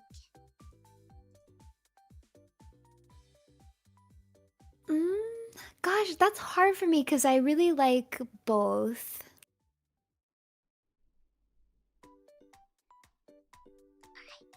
Here's my take. Oh no, here we go again. Here we go again. I like Yu Yu Hakusho. I like Hunter x Hunter. But to say that Yu Yu Hakusho is better than Hunter x Hunter, or Hunter x Hunter is better than Yu Yu Hakusho, and for those of you who come at me because I say my ex, I'm gonna say anyway, you can't stop me. It's crazy. I would say that Yu Yu Hakusho battle arc is very slow. Like Yu Yu Hakusho's Saint Beast arc is slow. It's so slow that I get a little bit bored. But Yu Yu Hakusho's characters felt more likable. Their character, their chemistry, much better. Them together as a group, they have a tighter bond. However, Yu Yu Hakusho's character development, it's not that good. I would say Yu Yu Hakusho's development in each character is not the best. However, together, they're better. Meanwhile, in Hunter x Hunter, I think the chemistry of them all, like Killua and Gon and Ryorio and Kurapika, probably not the best. But the reason why Gon is such a good protagonist, it's because what makes him good is not just his character. What makes him good is the contrast between him and Meruem, and that he's the perfect contrast to Meruem's villain self. That's why he grew up so good. To me, I think that the Chimera End arc has got to be one of the better arc that I have seen, that really highlights the protagonist and the antagonist, and then they use that contrast to really make them grow individually. And also, if I'm not mistaken, Togashi did say that he used Yu Yu Hakusho's base for Hunter x Hunter because he thinks that Hunter x Hunter is an improvement from Yu Yu Hakusho. However, I personally think that in terms of bond, Yu Yu Hakusho is better. But in terms of character development and fighting scenes, Hunter x Hunter is better. So, honestly, there's no which one is better, which one is better. They're both by the same author, so like deal with it. Yeah. Yeah, I agree with everything you said. I don't have a hard opinion on this. Like, if you said you liked Hunter x Hunter better, I'd be like, okay. And if you said you like Yu Yu Hakusho better, I'd be like, okay. I think both are acceptable, whichever one you like more. They're both very good. I love both of them. So me too. I love both of them too. It's like you can't really, you know, like I said, Yu Yu Hakusho is like the first, and then he took Yu Yu Hakusho and like tried to make it better. However, I still think like the bond in Yu Yu Hakusho is still way better. But like that doesn't mean like it's better than Hunter x Hunter or you know, Hunter x Hunter main protagonist is better than Yu Yu Hakusho. Like, it's not. They're both very different things, okay? Like, end of story. Next. Oh, next is a really good take. Nendroids and Fumos are just anime Funko Pops. What do you have to say about this, Rooney? Has to be bait, abysmal right? take. This has to be Execute a bait. yourself. You are joking. You have to be kidding me by saying Fumos and Nendroids are just anime Funko Pops. No. It's like telling me that anime is just Japanese cartoons.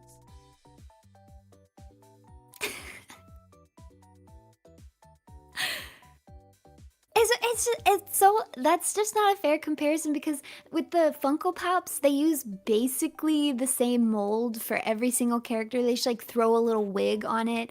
Most of them have the exact same face, with a few exceptions if there's like a very particular character design. Like they all just kind of look the same, right? Whereas with Nindroids and Fumo, like you get so much detail, and I feel like they really capture the artwork. You know? So I just don't think it's fair to say that. Let me like pull up a picture of an android. And for your information, Nendroid came first and then Funko Pop came. Alright, here's a perfect example of Nendroid. I'm so mad. A Nendroid versus a Funko Pop. Okay. Behold, in front of you is a Funko Pop. And then now, here is... My image is not loading. Here is... I'm going to take Zelda, for example. So, here is a Funko Pop. Okay, Funko Pop. Funko Pop has the same base, the same square face. That's like their signature, their figure, right? Funko Pop. You can't twist a Funko Pop. You can't turn a Funko Pop. Let me introduce you to an Android. Are you telling me that Nendroids are just anime Funko Pops? You telling me they're the same?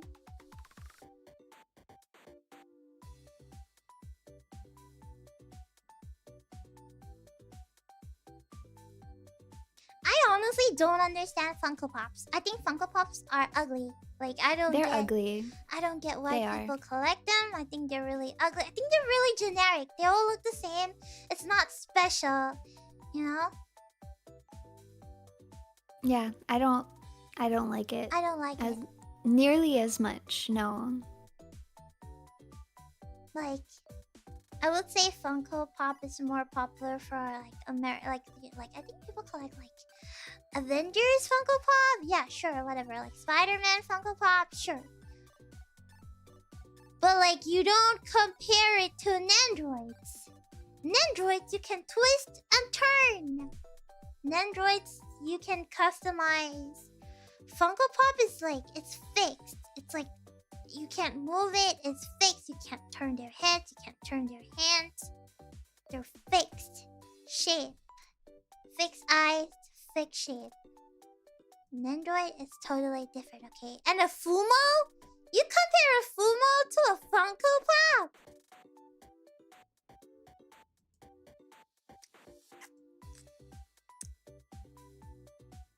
It's like people, it's like telling me that Pop Mart are just Nendroids.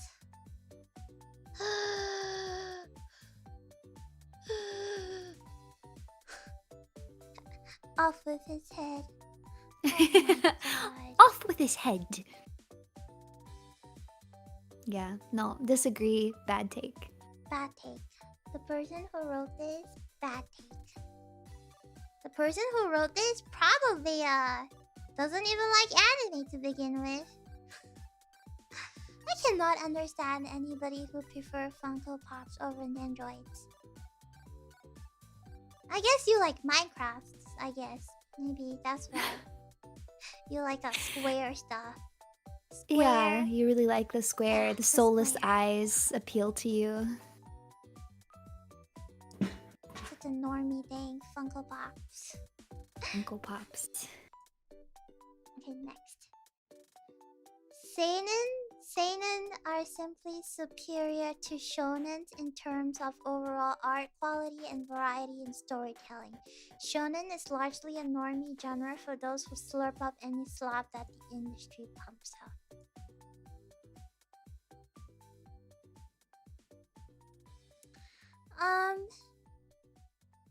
Well, I would say that seinen are for adults and shonen are for children, which is why a lot of seinen, things like Ghost in the Shell, they have better plot.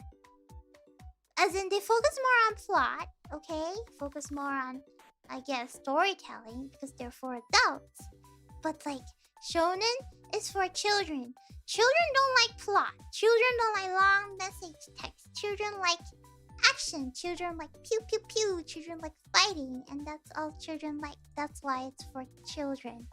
Which is also why, if you buy a shonen manga, you'll notice that shonen manga has furigana. Basically, they have the Japanese, and then they have like hiragana on top, which guides them. Meanwhile, seinen manga do not have it, because shonen manga is for children. So yeah, they're like... Just because it's for kids doesn't excuse it from lacking story. I mean, I'm not saying all shonen is lacking in story. I'm just telling you there's like a difference. Oh my god, and you're gonna tell me... And then you're gonna tell me, oh my god, shonen is overrated.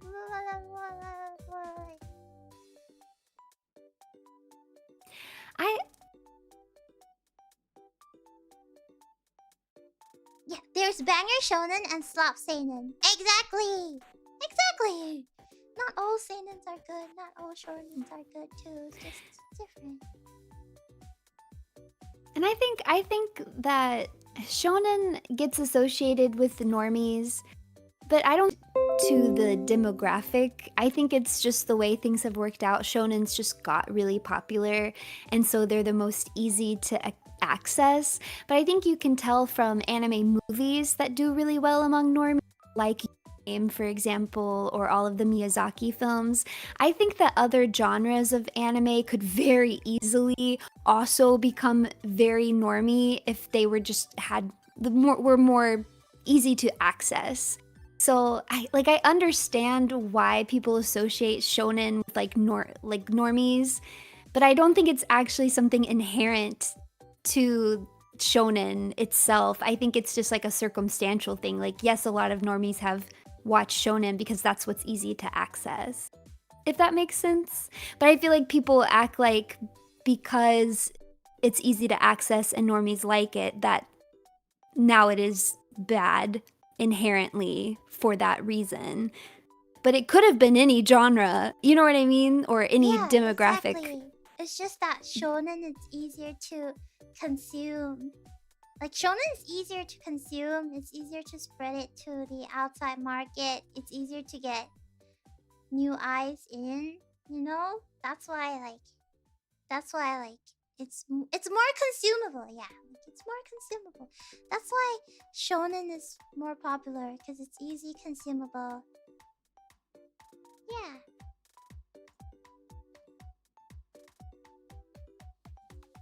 This dude's take is just an excuse to call people normies. Exactly. Okay, here we go. I've gotten a few takes. I think this is like 3 takes that I combined to one. Basically, it's talking about No story ever needs to be 15 volumes long. Any series that gets 1,000 episodes means the author has lost the plot and has no idea what he's doing. Anime is better now that it's only 12 episodes. There's rarely any fillers that way.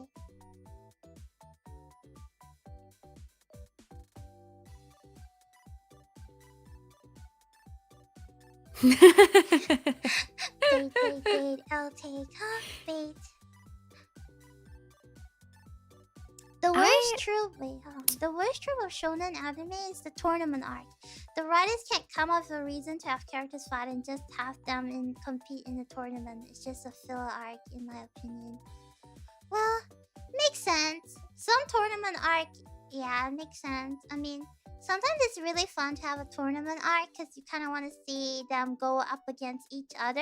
So Yeah, yeah. I love tournament arc so much. I always get really excited when there's going to be a tournament arc, and I think it's specifically because I really like having, especially when things are getting mixed up too, and so you have different characters working with different characters or having to change up their usual strategies to defeat like a particular enemy with a very particular skill set. I don't know, I really like tournaments. I really like them. So, I don't know. I like tournament arcs, yeah. Like, if you do it well, then it's like really good. Absolutely awful take. I guess if you don't like it, you don't like it, I guess you know? so, yeah. I guess so. If you don't like it, then you know you don't like it. But I like it. And I like meeting characters that way too. I don't know, it doesn't bother me.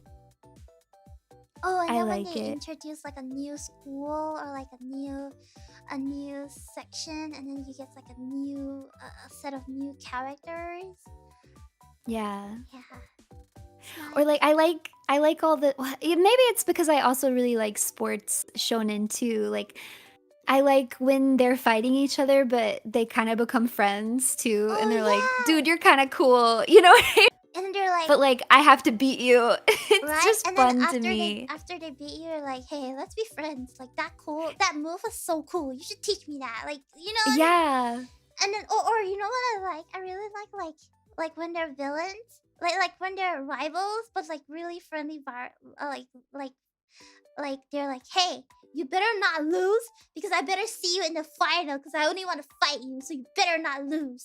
You know, like it's kind of nice to see that. Like they become friends, right? Yes. Yes, I love that. I love that. Yeah.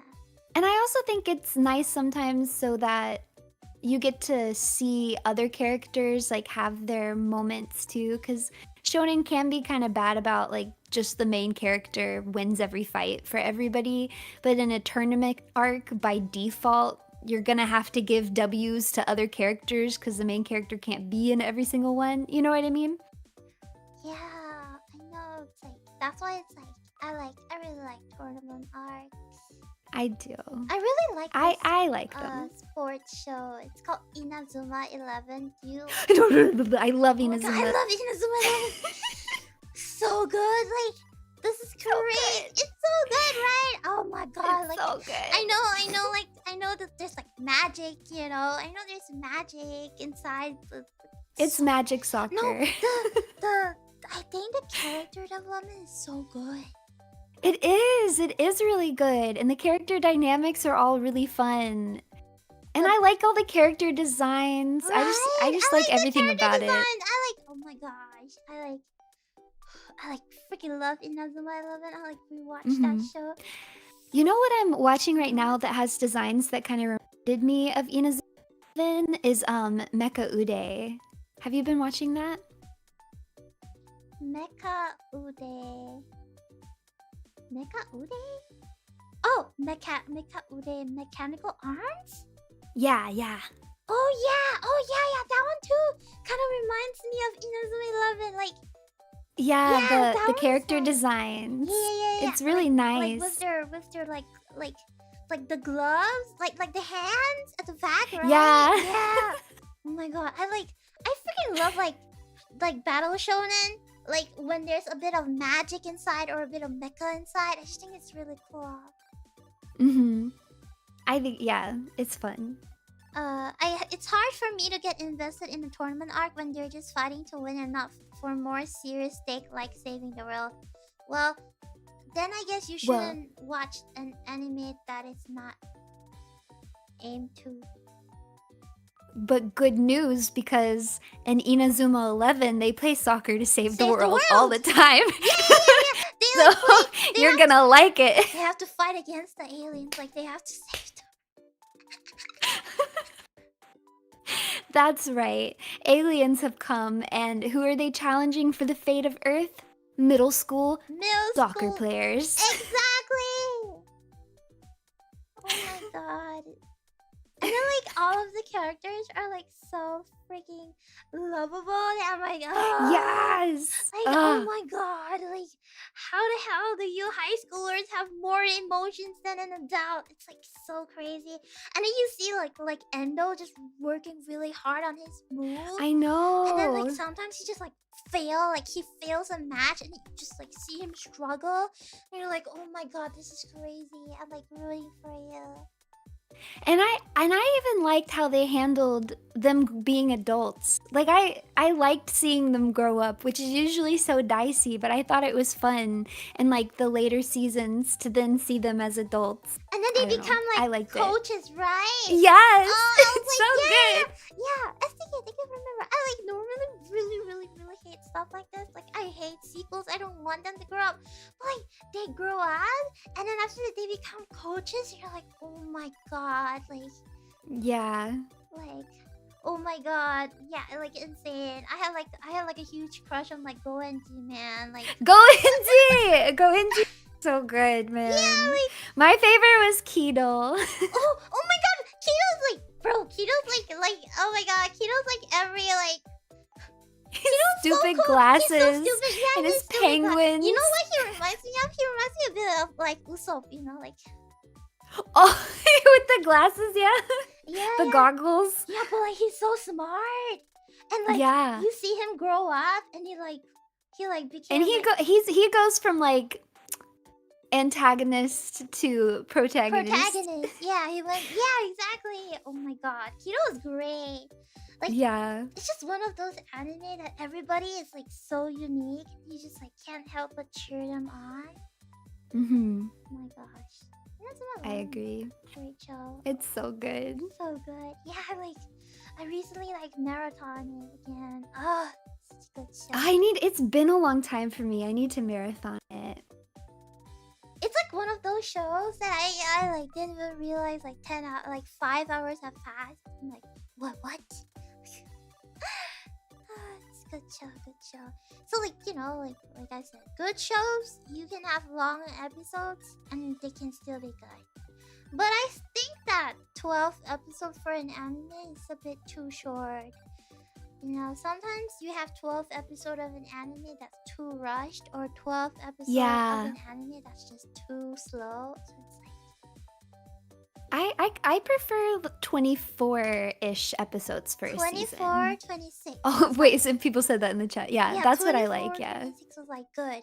It's like I rather you give me 24 rather than you give me like 2 seasons of 12. Yeah, I would prefer that. When you break it up, I don't know, I don't like that as much. But I don't mind if it's like a singular story that completely gets told in like 12 episodes, like something like Erased. That's fine. Yeah, that's I don't fine. mind that. Not like give me a cliffhanger at 12 and then continue on. Yeah, but I would disagree. I think that something can be pretty long. I do agree that I like that we've gotten away from doing a bunch of filler in the sense of like they just keep it ongoing all the time and just make stuff up and go completely off the rails from like what happens in the manga. I'm glad that happens a bit less because I don't really like that. But I don't think necessarily that a series that is longer is bad for being long. I think there is a place for long form storytelling. Yeah, I think sometimes 12 episodes is too short to really get attached to like a character, you know? Mm-hmm. You don't see them enough. Yeah. Next up is a lot of anime media that end up appealing to entry-level weebs are one-trick ponies. People only like them because of a banger song plus a shock value. Elfen Light, Lilium plus shock value. Higurashi, banger opening plus shock value. Sayano Uta, it's literally in the name. The most predictable twist ever. Lane, well, it turns out you don't need to actually flesh out the story if you just make everything bake and cookie. Also, duvet. Sayano Uta is no anime. What are you talking about? This is bait. Also, I don't know if I would. Are these entry level? Is this? Yeah, are these entry weeb levels? Like, is Lane entry level? Yeah, I don't think Lane is entry level. No, I wouldn't have thought so. I think duvet got popular on TikTok. But the thing is, people who listens to duvet don't really watch Lane or not really interested in Lane or don't even know that duvet is actually an anime opening. They just think duvet is such a great song, but not necessarily like them wanting to I didn't watch. realize it's blowing up on TikTok. Duvet blew up on TikTok? Yeah, duvet blew up on TikTok, like normie TikTok. Everybody like was doing duvet, and they're like, "Oh my god, do you know that duvet is actually an anime?" And you don't seem to understand, my bro. Remilia, Memphis.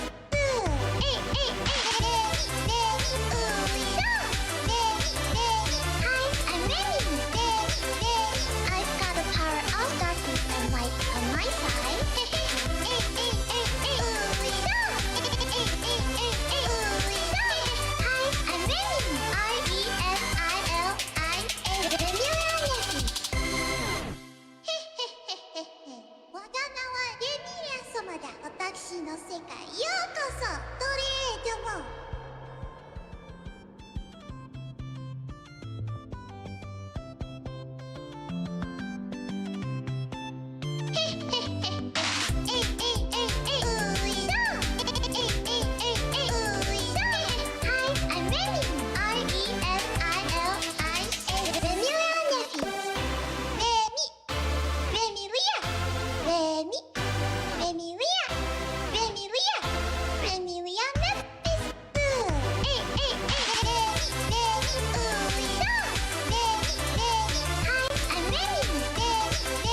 I've got the power of darkness and light on my side. I'm ready.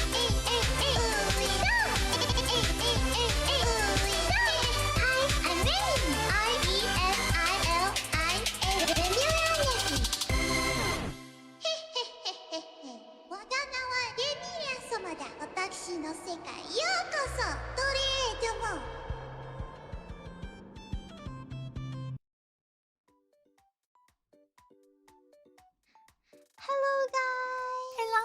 So sorry for everything. I lost chat. I lost you guys. Come back. Oh no.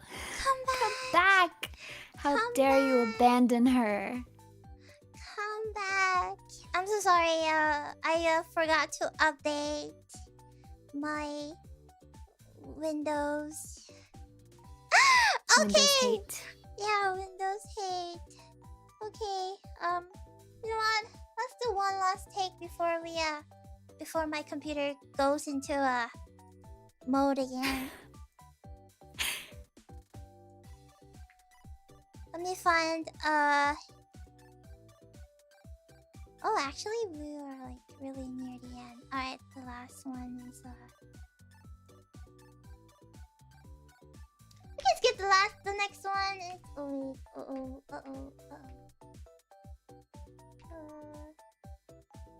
okay. The last take is gushing over magical girls is more true to genre magical girl series than most other modern attempts are.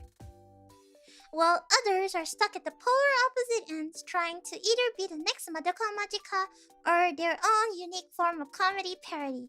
Gushing actually contains all of the tropes that makes a true magical girl series.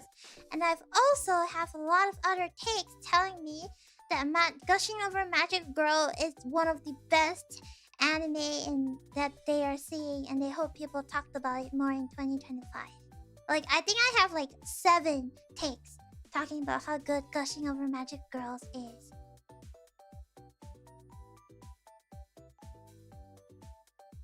And what say you?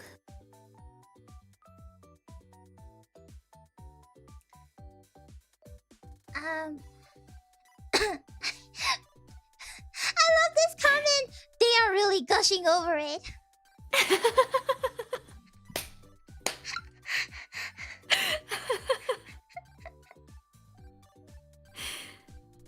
What about you guys, huh? Do you guys like it? You guys like it?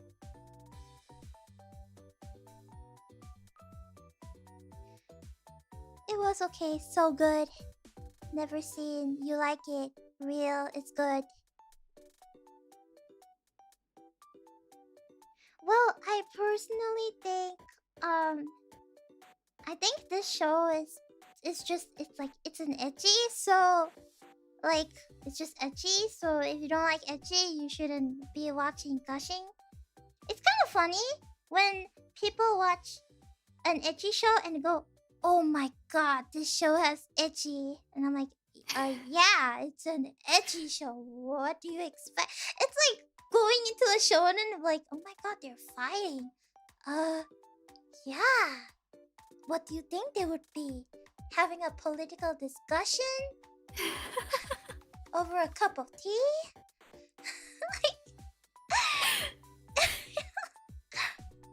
But I wonder if it isn't maybe too ecchi That is to be like true to genre. You know what do you know what I mean? Yeah, that's true. Because that's not something I really associate with magical girl. Like, you know, when I think of Ray Earth and Sailor Moon. I heard that the manga is apparently really, really good. Oh yeah? Yeah. But honestly, I just think that the reason why gushing over a magical girl is people like it because it's controversial. That's why. You know, people think it's controversial. It's like that's the reason why it became like popular. If it was just like your regular ecchi show, people wouldn't even be surprised, to be honest.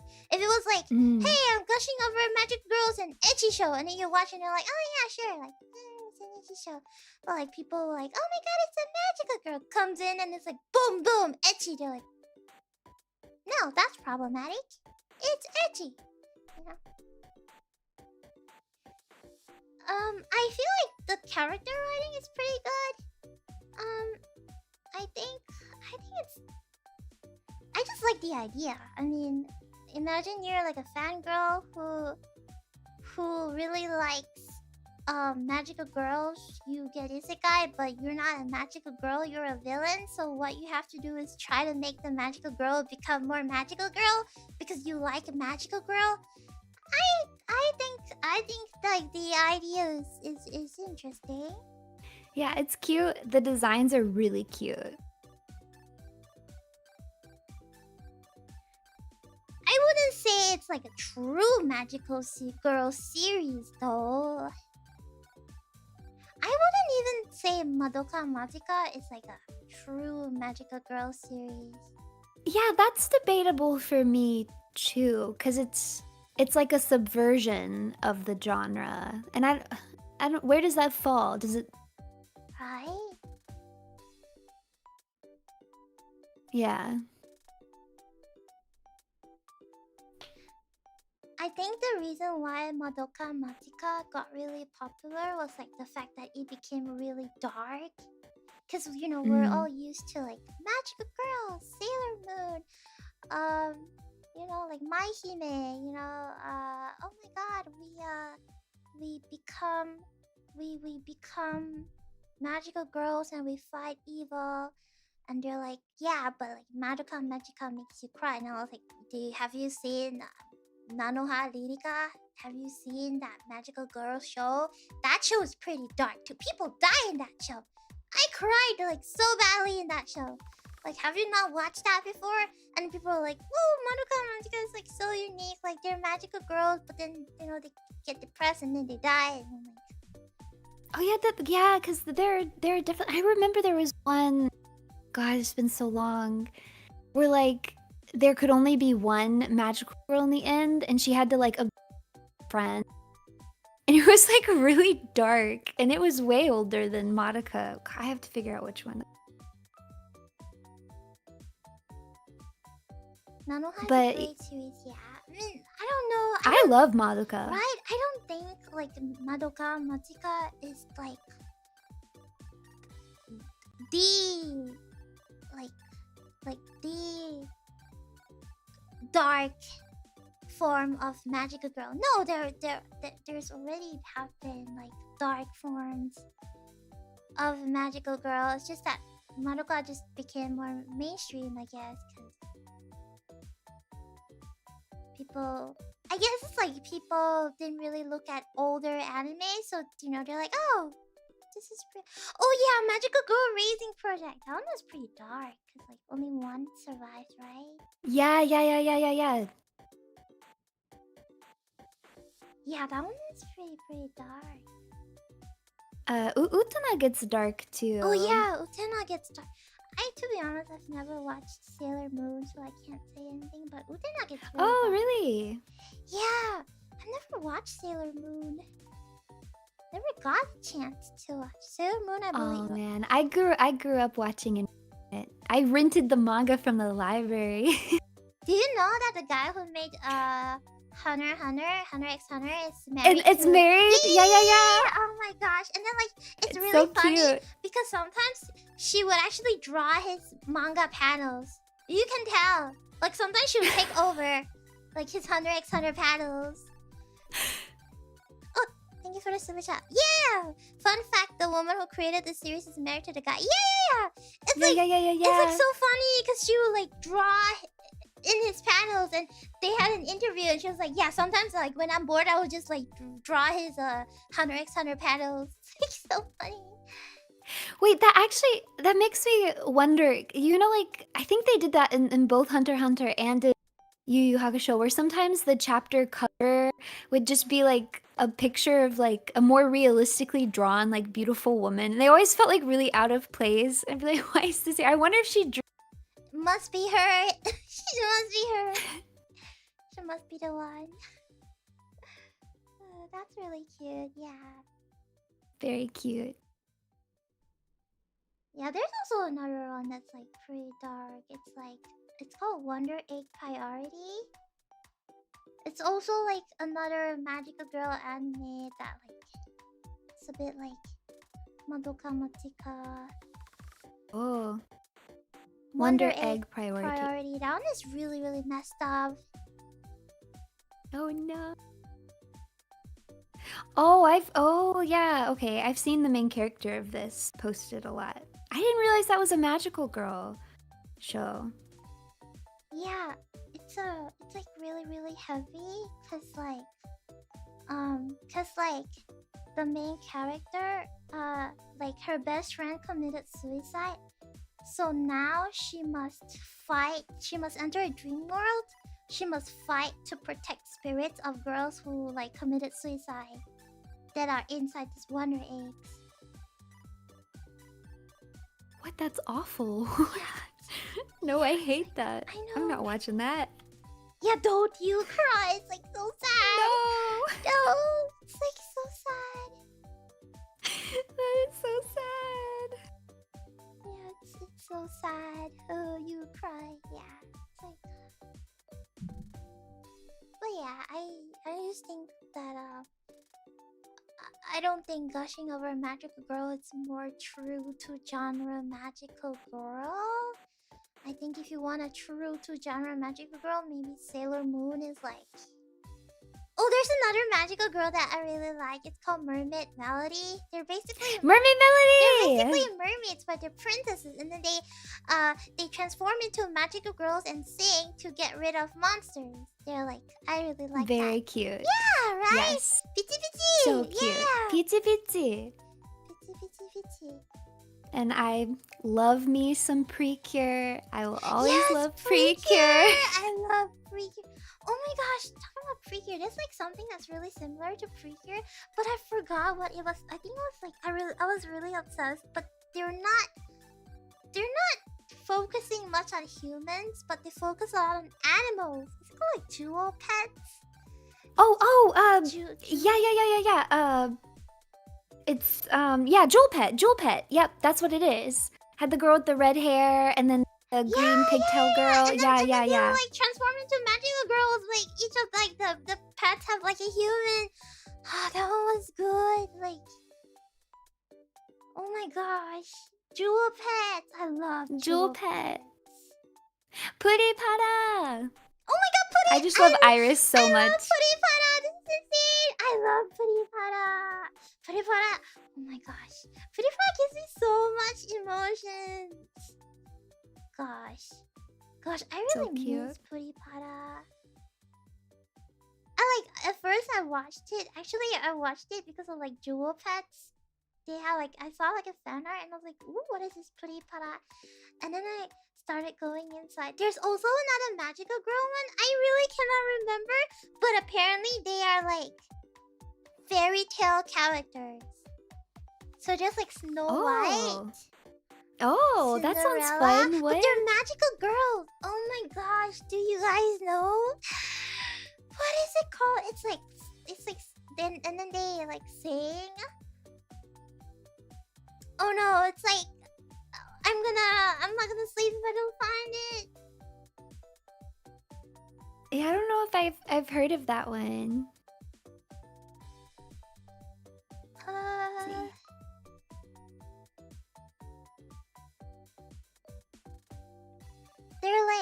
Their mission is to like. Oh, I found it. It's called like little putty. Spellbound magical princess, little putty. It's about 3 girls. They like have to transform to sing. Oh my gosh, that one is like such a good one. Hime-chan. Merupuri. Little putty, Lilpri. Oh, yeah, okay. They're like I think one of them is like Snow White, one of them is like Cinderella. I forgot the other one, and then they have to go to the human world and transform and to sing and become idols. Oh, I've never watched this. This one Cute. is really cute. Yeah. Wait, I like the art style. It's cute. Oh, this one is so cute. And then they have magical pets too. You gotta have magical pets. And then their job is you gotta have a baby at some point. There's gotta be a baby. Oh my god, a baby like a oh my god, what is that? What is that thing? Mirumo de pon. You know that baby? Mirumo de pon. Oh my goodness. Anyways, we tangent too hard. Okay. This is all the takes. It's getting a bit late. I think we should close the yap before the yap continues. Yeah, before it gets out of control. Yeah, I'd like to say thank you so much for coming. I appreciate it. Thank you for having me. I am honored to be invited to your Weeb session. We have very good evil woman chemistry. And people really enjoy when we yap, so it's great. It's nice. I'm glad they enjoy it because I enjoy it. Me too. Okay. Oh, Face Weekly is in 8 minutes. Oh, sweet. Oh, sweet. Okay, we can just raid Face Weekly. Yeah. Nice. Well, what do you think about the takes today?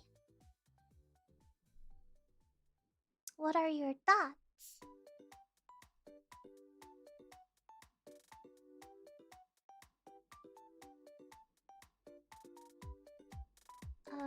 Oh no.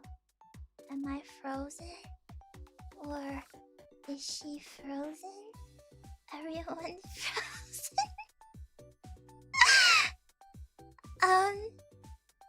Is this because I didn't update my Windows? Oh no, you guys can hear her! What's going on? Like, my whole screen just froze. Oh no. Well, it seems like, I don't know what's going on. Rooney's gone. What's going on? I thought it was on my end. Oh no. Yo, I can't even press and it takes so cold, they froze. I can't press anything. I guess you're stuck with me now. Yo, nothing is working. I can't press anything.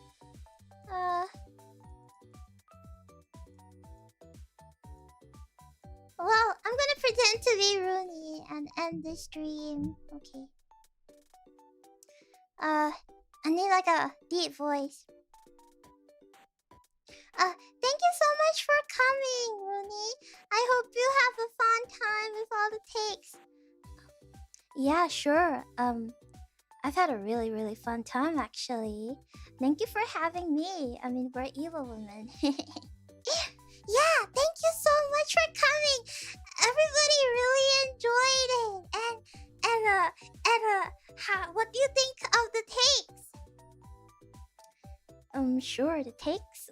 Well, I guess I liked some of them, and I don't. And I have to agree with some of them, and I think the others were just okay. So it's totally okay. Well, I still don't like the One Piece one though. Yeah, I guess so. I mean, you know what? Well, you know, it's just, yeah, some people do it like that. But, you know, it's getting a little bit late. So thank you so much for coming. Well, thank you for having me. Yeah, alright. Okay, guys, I mean, it's time for us to go. And maybe we'll do another anime take. Well, do you think you can join me, Rooney? Well, definitely, I'll join. Yeah, okay, that's great. Alright, I'll see you guys now.